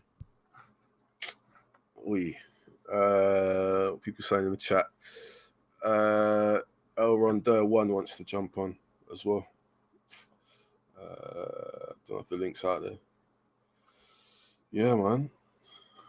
What people saying in the chat? Crazy how they think they're going to get 50 seats. These are mad. Yeah, I don't know. I don't know about that, man. To me, it seems like they're splitting the they're kind of carving up the pie. They're just all making sure they all get, like, even if UKIP gets a little sliver of the pie, and the BNP gets a tiny sliver, and then I don't know. You kind of. That's even worse. They're splitting up their vote and they can't even get 1 seat already. So but from what Ralph is saying, that they all just deal with single issues. So, like, or couple issues. Like James is just saying that his issue is communism and Islam. And Islam. Like, it's the lefties that they having babies all over the place, man. And Ralph's thing was the 3 I's: Islamization, integration, and something else I can't remember. It wasn't catchy enough, mate. Sorry. But yeah, so with that one, I'm thinking, well, there's basically one issue of difference there. That's it. But yeah, I mean, basically, if you've got these kind of grassroots movements going around doing their little local one issue, because I mean that's kind of what Nigel Farage did. Like he got out of UKIP just as it was. Well, I mean, UKIP's always been a bit of a mad one because at a local level, like he's all right as a leader, like he kind of knows the direction. But then once local MPs start popping up, they're just randoms who, I don't know, you do your little background research, little due diligence on. But yeah, I mean, when they found out half of the things that these UKIP MPs, a lot of them, bro, there were so many of them who got sacked for saying, I don't know, wild shit about Jews or wild shit about this or that or whatever. So Nigel Farage, by the time it come around to the crunch with Brexit, he was just like, well, I'm just going to dip out, get a single issue party and push through that single, because I mean that's it. Like that way, then the Tories can just can do whatever they want. They can just sort of spreading their bets, sort of thing. But I don't know, man. Skeptic says UKIP is a pressure group. Yeah, UKIP are finished, right? They're finished, right? Skeptic human. If I've not got a clue, then give me a clue, or you don't have to give me a clue. I don't really care. If I'm wrong, I'm wrong. I'm not that bothered. But it doesn't keep me up at night, to be fair. Once Brexit is done, what else they got to do? What are their policies? Well, that's it. I mean, they're just, yeah. Who knows? And have you heard Ralph's fucking economic policy? He's mad. He wants national capitalism. Basically, what Soviet Union had. National capitalism. He's mad, bro. Yeah, he's not an economist though. He's I don't know, computer guy. He's not really the economics guy. But yeah, I mean, I don't know, man. Hell, man. That was so cringe, man. Afghan. Millions of Muslims have raped. No, millions of women have been raped by Muslims. I mean, where has he got his stats from? Yeah, hello to Dan, Afghan, Hetero. Okay. Hi. Yo. I was going to ask James Goddard, I was going to ask him when he was talking about repatriation, what is he going to do to the Anglo-Saxon Muslims? I was going to say that. Yeah, I was going to ask that as well. That popped into my head. And I also just thought, like, what if Ralph became a Muslim, like, tomorrow? And get deported? But didn't you guys notice when Ralph was pulling the white Christian question and James, like, sneakily said, yeah, like, we'll allow them in? It was obviously over race. Yeah. Well, he said it himself. He literally said white. We didn't say that. He did. Ralph asked him, would you allow, like, you would oppose white Russians, you know, you're about British. And the guy said, I wouldn't have a problem with white Russians coming. It's obviously race. Yeah, it is race. I was going to ask him. Yeah, go on. No, sorry, what were you going to say, Afghan?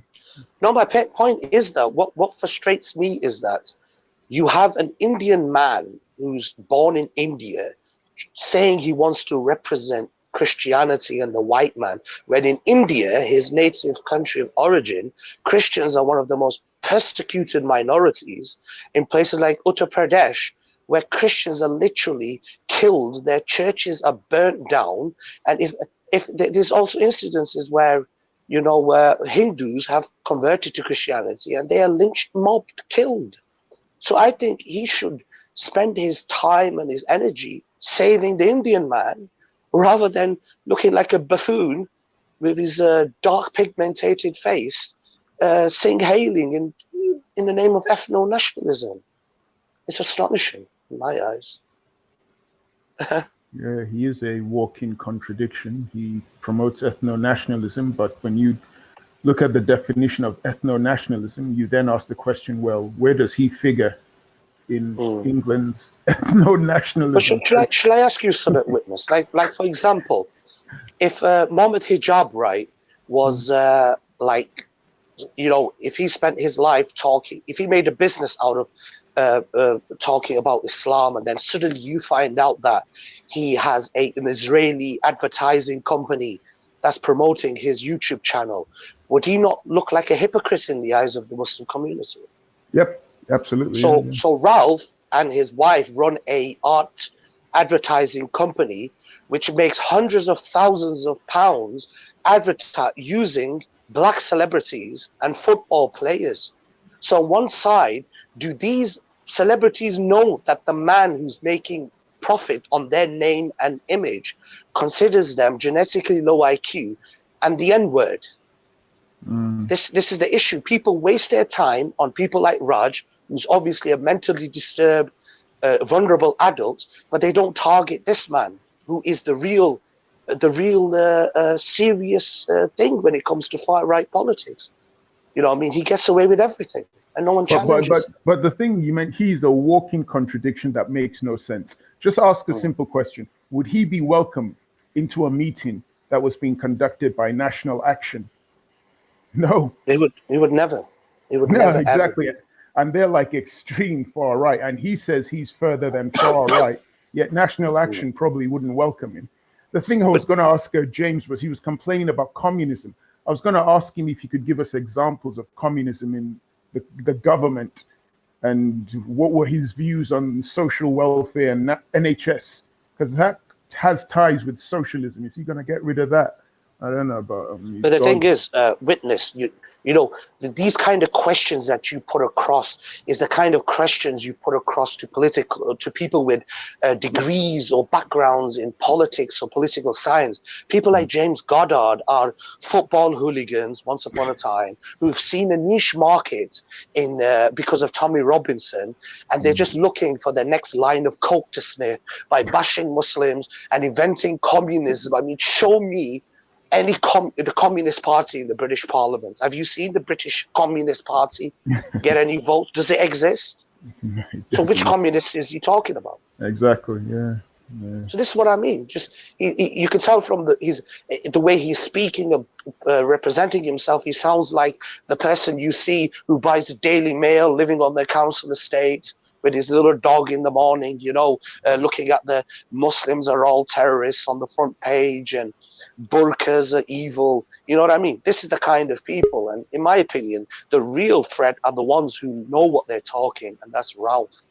People should use their energy on exposing him and the way he's making hundreds of thousands of pounds on the same minorities he wants to put in concentration camps. Just go and figure. Thank you. Yeah, he said that. He said to me that it would be his Christian duty to provide African Christians with weapons so that they could kill and fight against African Muslims. Well, witness, he should send the weapons to the persecuted Christian minority in Uttar Pradesh and fight the Hindus. Because I was going to ask him that, is he going to provide, I was going to ask him that if I got on, I was going to ask him, are you going to provide the Indian Christians with weapons to kill the Indians who are not Christian? But I didn't get the chance. You know what? Witness, he is promoting this 14 words, which basically means, if you look, I won't read it out, but it basically means preserving the white race and saving white children. But I see him saying it, but isn't that about a bit of a contradiction when his own father impregnated a white Scottish woman and ruined the bloodline, and he himself has an ex-wife in America who impregnated and has mixed race children with? I mean, the hypocrisy is so open. And why I'll be honest, but with me, I don't take him seriously, because so many things that you've said, other people have said, things I question him on. He's a hypocrite. He doesn't make sense with his Christian rhetoric. He doesn't make sense with his so-called ethno-nationalist rhetoric. And frankly, I don't think many white people who are ethno-nationalists would vote for him. But the likes of James Goddard, I take a bit more seriously than what's his name, Ralph, because James Goddard is not far right like National Action. Maybe he is secretly, I don't know, but I don't see his politics being like National Action. His politics is much more subtle in that he will tell you that it's not about race. He just wants to look after his white people. But then when you peel back the layers of what he's saying, there is a racial element, but he's been able to cover it up in such a way that people will say, oh, I haven't got a problem with black or brown people, I just don't like Muslims, when it turns out that the majority of Muslims are brown or black. So there's a racial element, as other people have mentioned. So I think he's a lot more, I wouldn't say he was a threat. Did he actually spend time in prison because he was in that court case? Or did he get off? Can anyone remember? I'm not sure, but Yeah, that because Danny Amy Tomo went has. to prison. She got sent down, But this is the future of these people, because they're not intellectually superior in their knowledge of politics. So that's going to be their future. Is they'll get done for a hate crime, or they'll get done for mischievous, social misconduct or vandalism. Their motivating factor is a kind of stellar. You understand? oh, That's their wait. politics. Lister just sent a message through in the chat. He said James Goddard pleaded guilty to avoid a prison sentence. Okay, thanks for that. Yo, can you hear me? Yes, Yes, Leon. yes, One, two. Yeah. I'm been trying to jump back on still. I'm gonna saying, try keep the thing about the ideas in it rather than the personal, especially if it's something private. That ain't really man's business unless you're gonna do your research. Ain't trying to run the panel where man can just discuss man from a personal perspective. You get me? That's not what I'm trying to host panels for. Do you understand the difference then, Leon? The difference between both of their policies. Do you understand the difference, Leon? Between James and yes, and Ralph.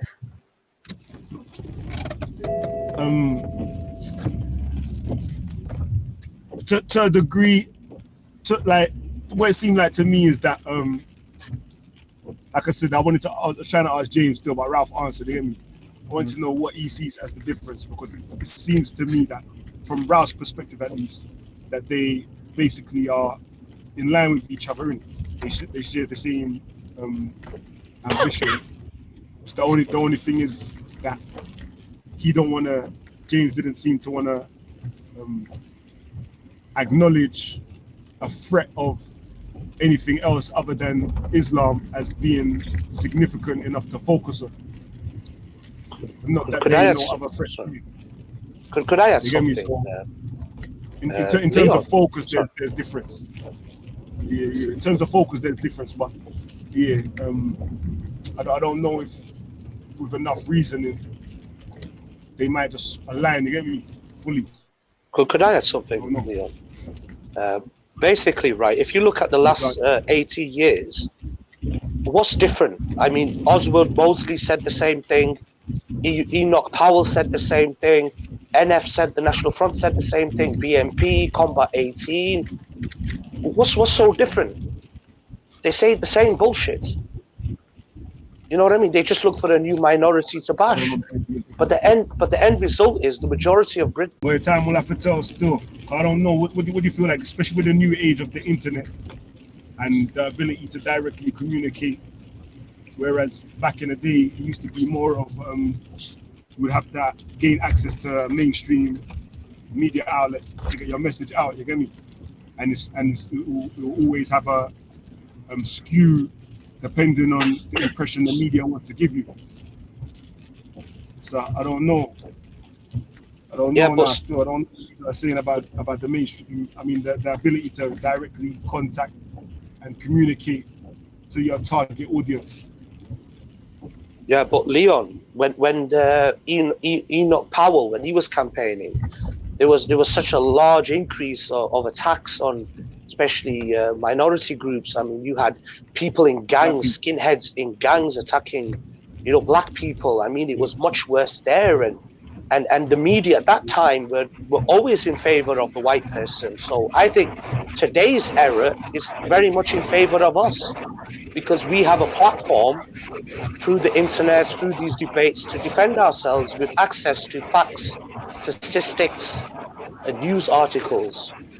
So I wouldn't worry, but I think these people should rightfully be exposed. Yeah, I'm definitely worried. As I said, my thing is make the ideas come to surface so that they can be challenged and considered. The best ideas You're quite low, Leon. You're quite low. You're got background noise. I'm trying to clear the fog from my window still. From my windscreen. Yeah. It's interesting. Some people claim in the chat that Ralph Pesh speaks for white people, but James Goddard was here, and James Goddard disagreed with quite a few things Ralph was saying. Yeah, but he was. I mean, there was he was trying to. I don't know. That's what I was saying. I wasn't sure if I was watching a panto or something, because the way it was like Ralph was trying to do damage control sort of thing, and I don't know. There was a separation at a point. They did disagree at one point, but yeah, it was mainly James who wanted to make himself seem distinct. I think Ralph, I don't know. I don't see that much of a difference, to be honest. I really No, don't. there isn't much of a difference. I mean, the politics of James is he's against Islam and communism. That's what he says. But you peel back the layers, you see there is a racial element there. Whereas what's his name says, Ralph says he's out for looking after the culture of the English, and that involves denigrating Islam. And he also kept on mentioning black gangs, so there's a racial element there for Ralph. But he said he won't deport them. James said, didn't he? Yeah. He said so no. I think that implies that Ralph would. I think Ralph's question was leading in that direction. So, but didn't Ralph sound like a solicitor, and we were like interrogating him? He kept talking over him. So. Yeah. But it's funny though. But they both agree in repatriation. James Goddard wants to repatriate Muslims. He mentioned that repatriation of Muslims, and Ralph has got that in his politics as well. Repatriating not just Muslims, but as he mentioned, black gangs. He was trying to push that, or people who are seen as, I don't know, degenerates in his opinion. So they both agreed on repatriation. It's just that they're both also in favor of doing it based on race, but they don't want to openly admit it. So that's because they'll get charged, innit, if they admit it openly. So it is in the closet of their minds, But that's why I really wanted to ask James about would he repatriate Anglo-Saxon white Muslims. But I never got that. I really wanted to know what his answer would be for that in his politics. What they would do with white English Muslims, because there are quite a lot of them. Big up Jordan M. Yeah, he popped into my head. I was going to ask. Yeah. But yeah, I mean, maybe if he comes on again, or someone probably see him down at the corner. But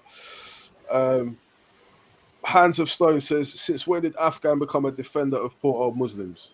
Well, the thing is, right, I'm anti-religious, but I will always defend the innocent, regardless if they're Muslim or Christian or Jewish or atheist or gay or anything, man. You know what I mean? Religion is an invisible ideology, but a person is a walking, moving object. Because the thing you have to understand with the politics, I believe, of both James Goddard and Ralph, is it's not just about religion. No, they have a racial agenda. You're right. Exactly. Yeah. Of course they have, because you got to understand this: when 9/11 happened, which community faced the most brunt of hate crimes in America? It was the Sikh community. Why? Because the white racists considered them as Muslims because they had turban on. So when these people talk about Islam, they're not criticizing Islam through a genuine, scrutinizing, intellectual debate, like you see with, you see many intellectuals debating with hijab. They have a bias against the brown man who make up the majority of that faith. So there's always a hidden racial agenda. That's why you hear them say, well, Islam's not a race. Islam's not a race, but you're a bunch of inbreds. You know what I mean? So why are you calling them an inbred? What makes them an inbred? Always because they're Pakistani and they marry their first cousins. Why are you calling them Pakistani then? I thought you against Islam. You know what I mean? So it's all there, man. It's like they think we're dumb. But I have to be honest, I don't really have a problem if like an Anglo-Saxon white person loves his country and loves his culture. Course, yeah. I don't have a problem with that. I'm not going to say they shouldn't do that. But it's like loving your country. Does that mean exploiting or, persecuting people who don't fit in with your picture of patriotism in England? That's where I start. The alarm bells start ringing. I'm thinking, oh, what's going on here? That's the thing. That's the thing with this is once upon a time it was the Jews. Like for example, if there was flooding, they would throw 1,000 Jews off a castle, in the UK. But now the Jewish community is very much powerful and influential, and they've got wealth. They don't dare to attack them. So as usual in these kind of politics, racial-based politics. They want to find the weakest person to blame to get the public aroused and get their votes coming to power. It's basic politics, man. So I guess the worst thing politically for James and Ralph is if the Jews united with the Muslims, united with the black and the brown people and the liberals and the communists, and they all united as one, they would hate that. So. But that's the thing is with this bloody James Goddard, he's talking about, you know, terrorism and this and that. I mean, what about this far-right terrorism, the shootings, and this Breivik, and that guy in Christchurch, and they're following the same bullshit these guys are talking, which is the great displacement. Judeo-Christian white values are at threat. Muslims are raping millions of white girls. You know what I mean? I mean, one can reverse that argument and say there's hordes of white Frenchmen going to Morocco, raping young Moroccan boys, which is actually happening. Do you know this? There's a big sex tourism in Morocco where human traffickers are taking poor Moroccan boys from rural areas, kidnapping them, and predominantly white French tourists come over to molest them, like they do in Thailand and Philippines. So why don't they apply this same logic on their own chosen ethnicity, like they like to proclaim that they're protecting? Because pedophilia is not just a Muslim issue, it is a human issue. Every community has this problem. You know what I mean? But yeah. Would he confess to that? He would divert it and say, it's communist propaganda. Whatever. Dan mentioned, I think it was either Dan, I can't remember whether it was Dan Hetero was asking and talking intricately about the first past the post system and proportional representation. Because I remember back in the day, a couple of years ago, when UKIP got over 4 million votes, but they couldn't get a single person into the Houses of Parliament. So I'm thinking politically, how is James Goddard or Ralpesh going to get any votes for their political party? I don't think it's possible, as was pointed out, but I don't know. I think it's pointless.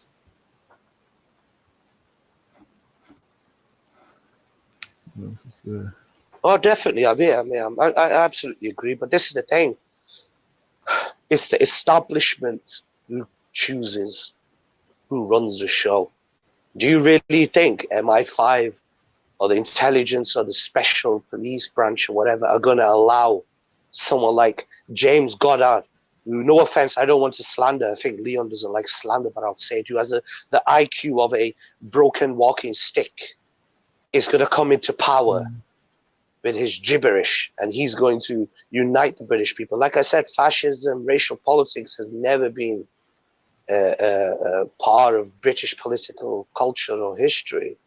It's a modern phenomenon. I mean, you got to understand, in World War II, how many British men died fighting fascism and racial and eugenics and all this shit. You know what I mean? Yeah, so yeah. I think we're gonna have to get El Rondeur on if you're there. Send him the link. Yeah, man, cool. Was that okay, Leon? Was that good behavior, Leon? Okay, thank you.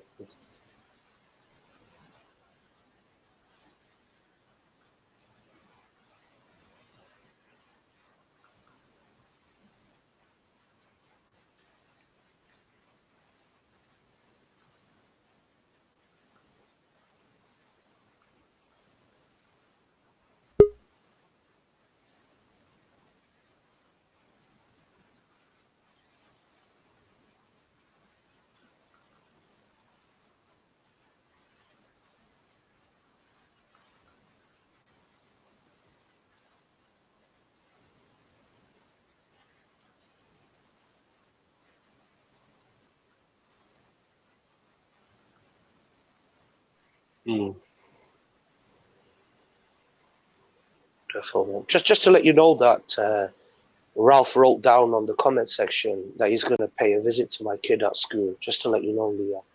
in case there's any violation or anything. Yeah. Just yeah.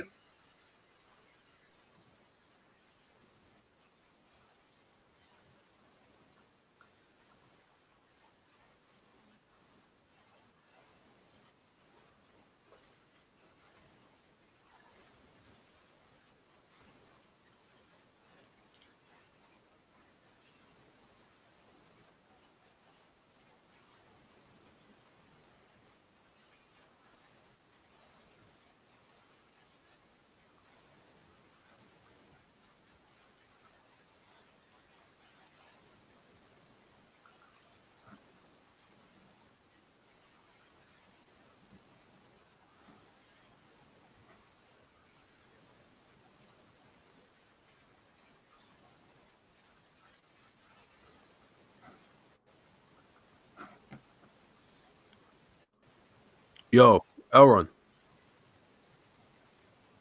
Yeah, his mic's muted. Leon, I got to dip out, man. But big up for letting me on. And yeah, man. I'll try and get a little bit of a routine down. But yeah, big up to the panel. Yeah, man. In a bit. Pleasure to talk to you as usual, Dan. All right, respect. Big up, witness. Cool. Thank you very much for your time, Leon. As usual, it was a pleasure. I will see you either in the park or I'll see you online. Take care, Afghan. Big up. See you.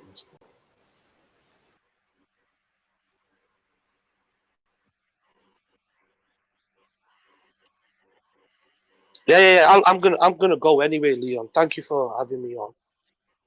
I don't know who is this guy.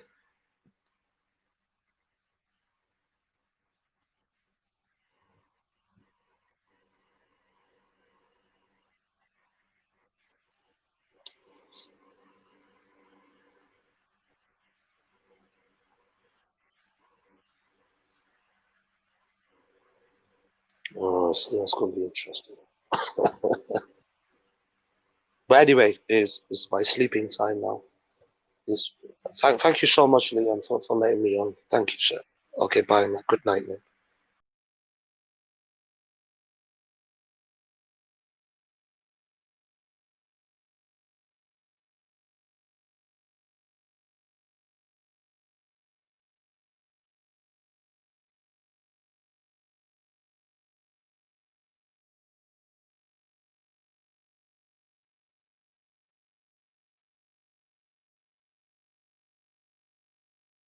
Content over everything! Of their Christian ethics, they banned the practice of sati, which now no longer is practiced. We're done on the African thing now for the moment. Okay. I got my own stuff to do. Your own stuff to do. I got my own stuff to do. That's a quick one then. That's Yeah. a quick one. Can you remind me on this ethno-nationalism thing? Who's ethno-nationalist? There's an ethno-nationalist Christian. So I want to see you have a fight.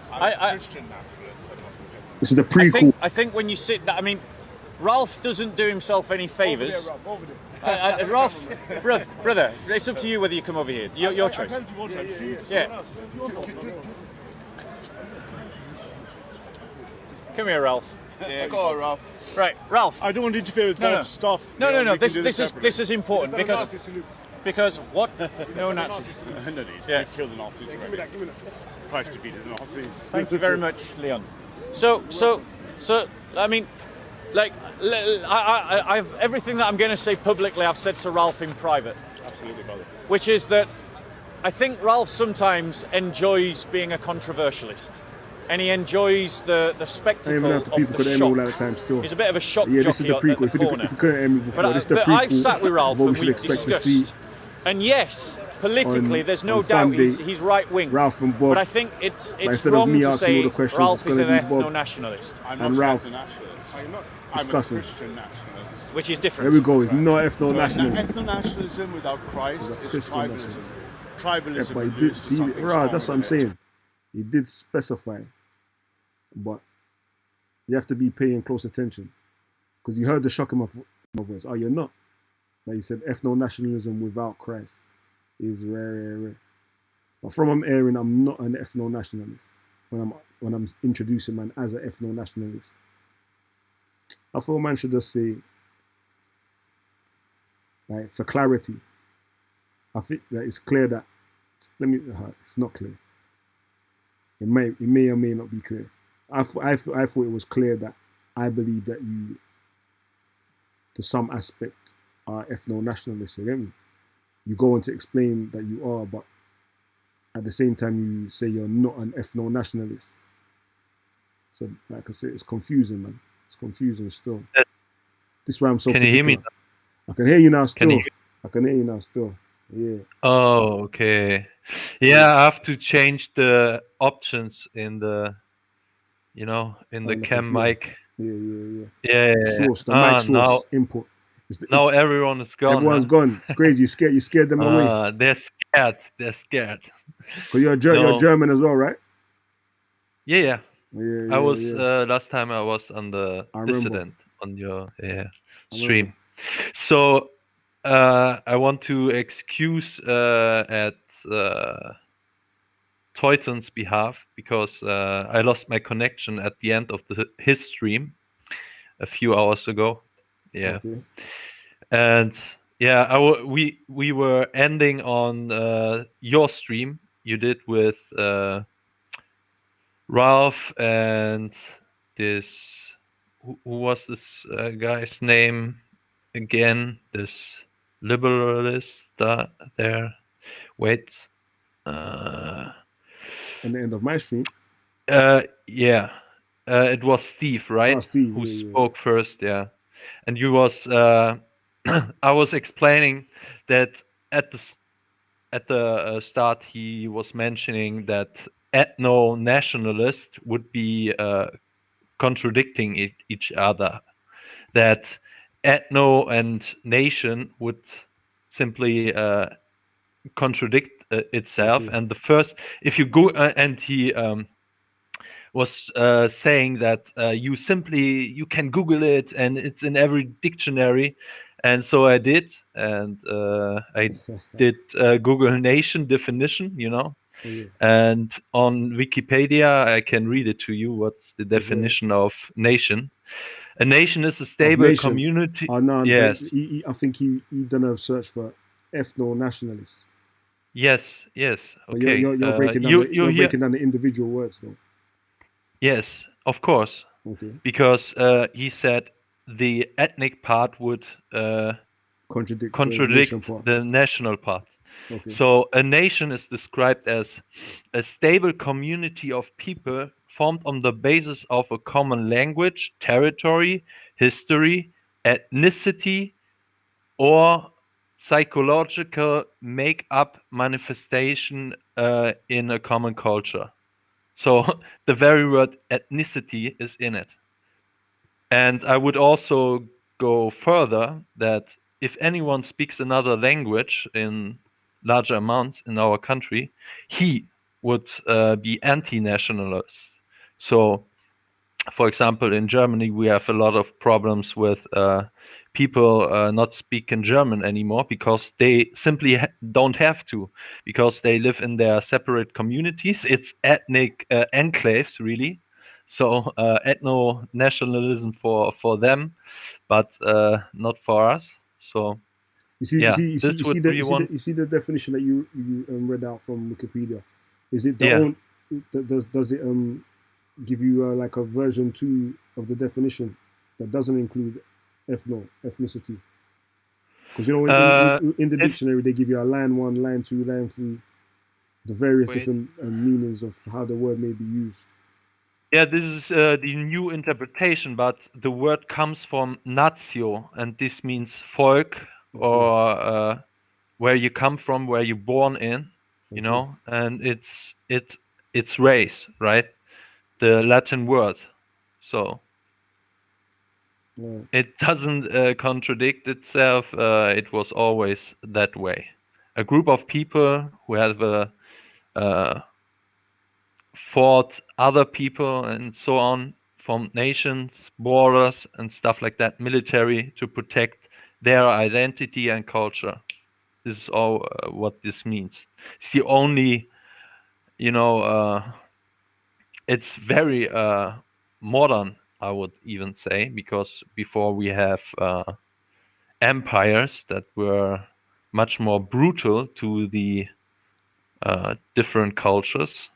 I would say, and this is why a nation state was formed, to protect different people from that, so they can live in peace in their culture. And I would say, in the definition of there's also history.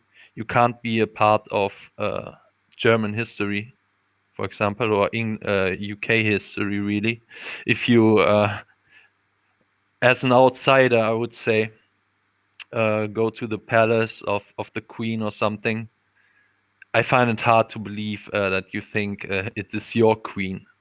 If I would go to India and migrate to India, and I would live there, I wouldn't see, you know, the king there or in China or something. I wouldn't see them as my king. It would be impossible for me. So I would always advise to put yourself in another one's shoes. If I would have to go now, leave complete Europe because it's in total war or something, and have to move to Saudi Arabia, I wouldn't change my behaviors, or maybe I would change it, but only because it's suppressed. But I would still believe in them, you know.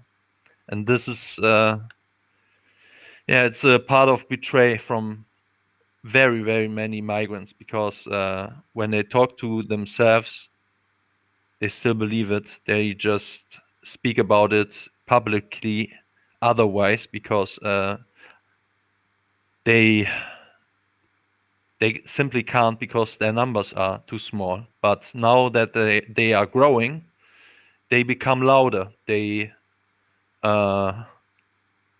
demand certain things, you know. We already have people that want to have Arabic as a second language here in Germany, teach on schools and something like that. So, yeah, more and more things got. But I want to bring up another point that I want to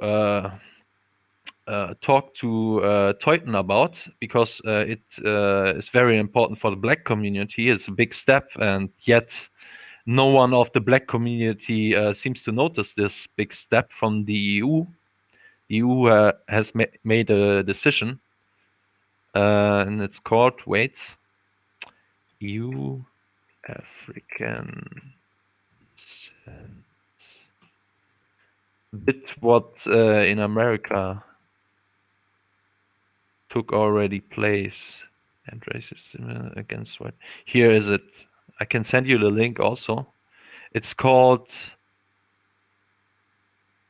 Okay, they changed it. So it's a declaration of the EU.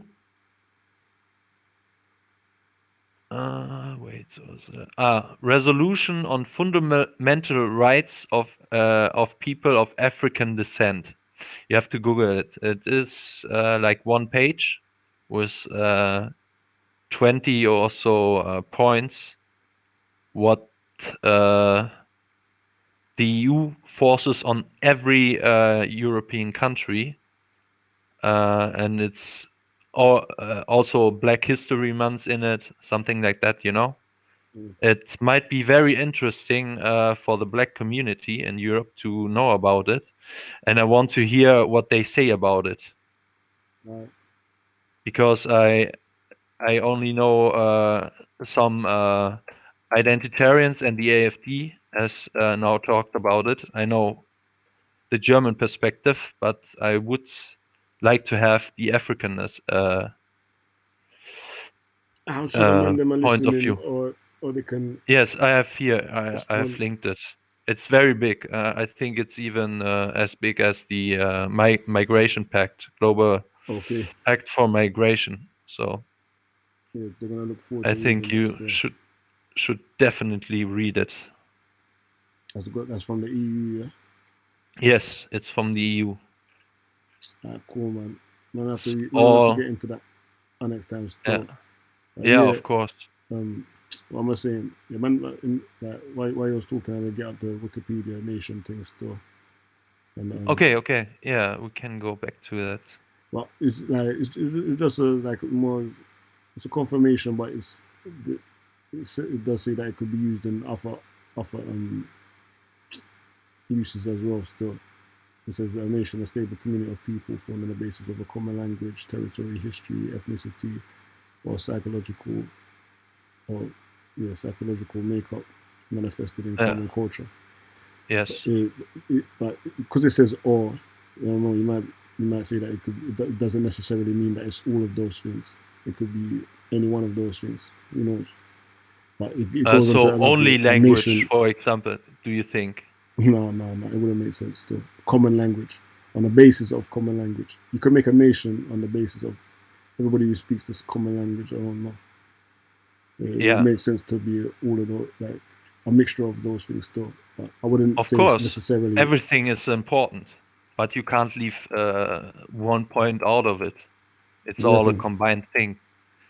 We have also because it goes on the second line. It says some nations are ethnic groups. See ethnic nationalism. Some are not. See civic nationalism. Yeah. And of course, it was added. Because we have.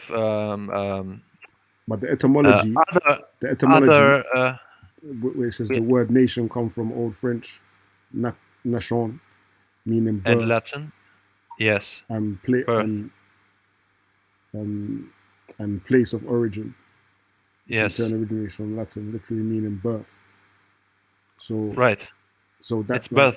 But Steve's argument that you can be born is where you're born. So that in that case, if you're like first generation, then because you're born here, you can fit in with that definition of the etymology root of the word.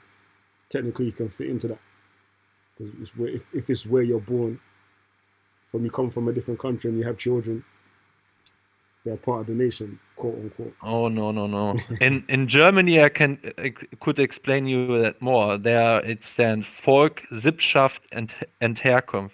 Sippschaft is even more smaller parts. It's tribalistic, and and tribal parts are very, very ethnic. So we have the Saxons, we have the Bavarians. There are small differences, So it's definitely about ethnicity. And I would say it's added all this civic nationalism. They even put multiculturalism in. I bet if we go back to the Wayback Machine, like 1 year ago, this wouldn't be in there. So this is how they change, how they infiltrate these things and change it. So we think it was always this, but it's not. We have the old dictionaries, and for example, we have here, the nation's definition English. If I go, for example, to Cambridge.org, this is the second link.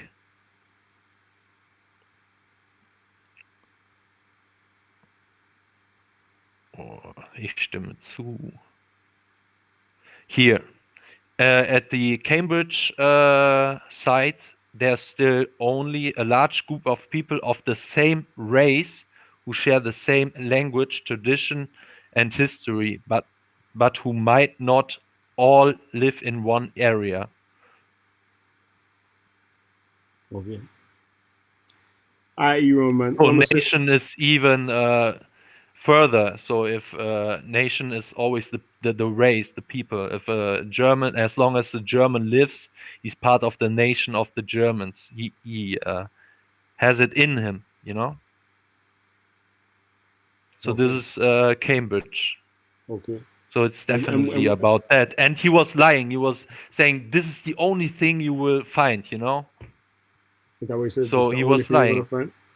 He said all of the dictionaries that he's gone across, this is the definition of what he finds. Yeah. That's what I'm saying. Man, I have to fact check and play back the video, that little point. I could probably go and find all of that, but like I said, right now, before you even came on the show, man was looking to wrap it up in 10-15 minutes, man. And it's been okay. The rest of the man, them ain't like they jumped off, I would have made you go back and forth while I just probably just drop asleep in the background, man. But right now, And also, I would add, it would be against the UN Declaration of Genocide. If we really, multiculturalism is against the definition of the UN of genocide. Is that right? So if you're multiculturalist, you have an ideology which is genocidal to the people of the world, to the different cultures and ethnicities of the world, in their own definition. And now the UN changed their position. They also add something like, what was it? They were also part of this global compact for migration. So now they're contradicting themselves, because it was always the plan. They want to get every nation into the UN by saying good things that everyone can agree on, and then they change it. It's always the same with these people. Who are these people? These globalists. Yes. Their agenda is to make a one-world government. Yes. Okay. And it's only going to be to the benefit of a select few. Yeah. Cool. Yeah, like I said, man, we will have a police state all over the world, and the people who control the money will control that. Yeah. But I don't know. It's like if even if this is the case, and you believe that perhaps the only one who feels the same way, but the general. I hope so. hope so. The general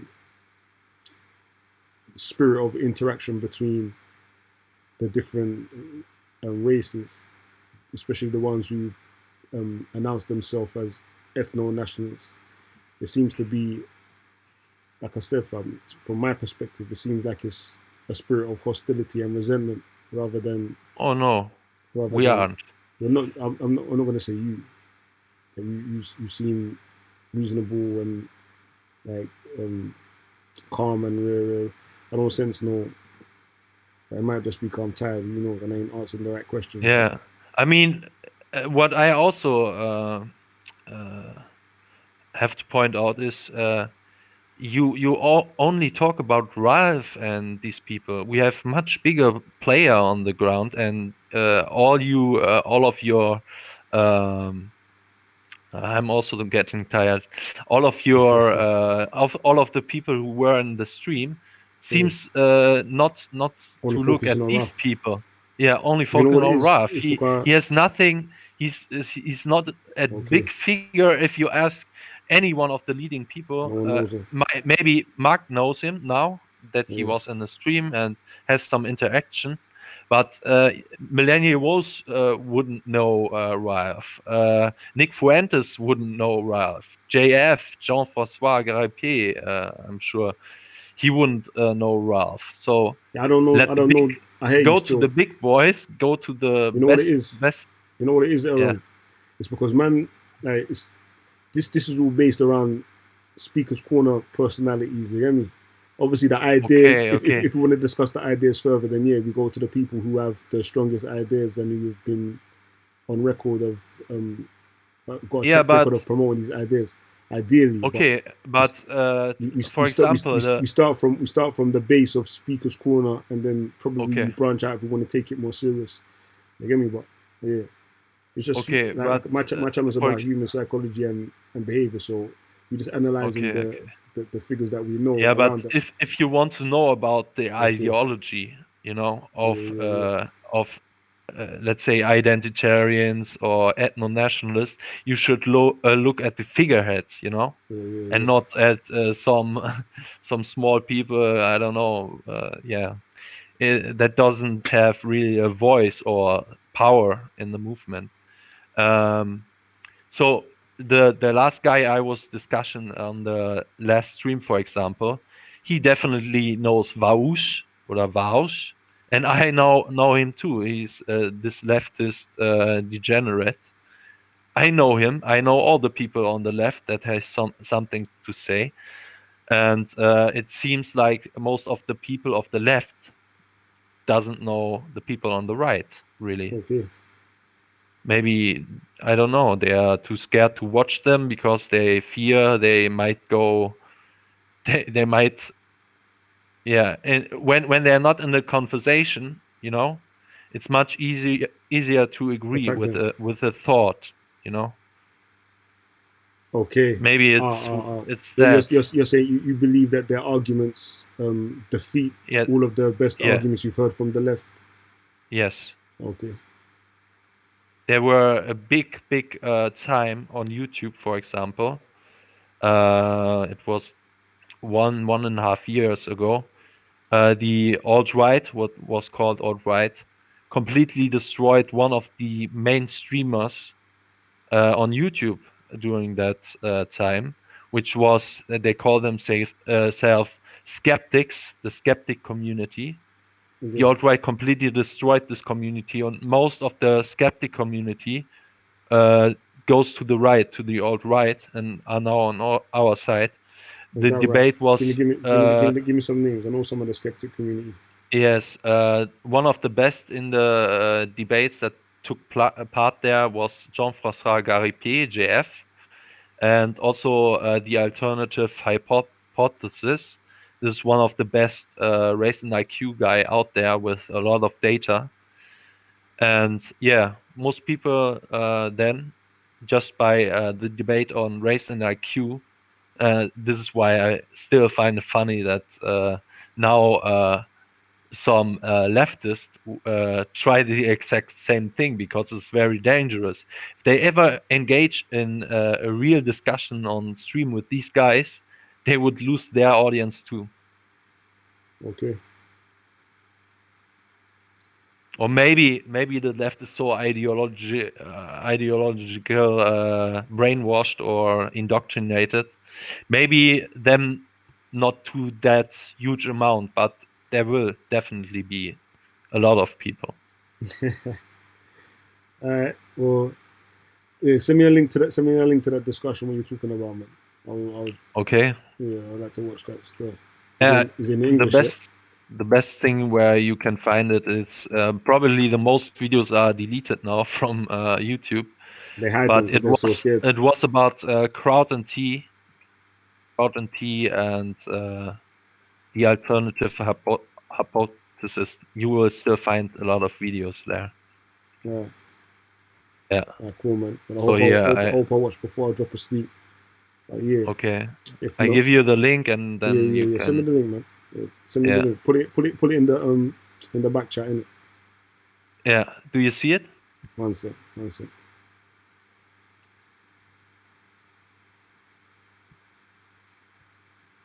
Yeah.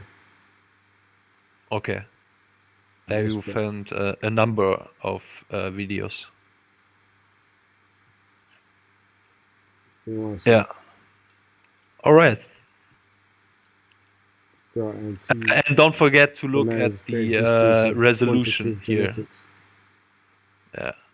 Fundamental rights of people of African descent. I think this will be very interesting for the black community. And I hope to see some reactions to that, some discussions. I really want to hear what black people think about that. Okay. Yeah. Alright, cool, brother. Well, respect for coming on. Hopefully next time I do a show, come on earlier with some of the other guys that are on there, man, so we can get some discussions going back and forth, man. Right now, man's tired, you hear me?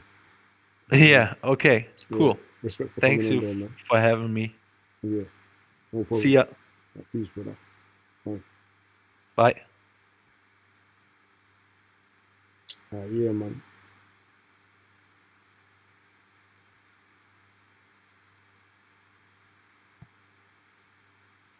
Oh, man. Now drop out still.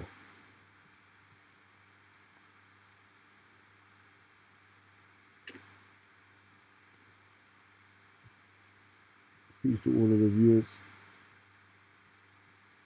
Peace to all of the guests. See you next time.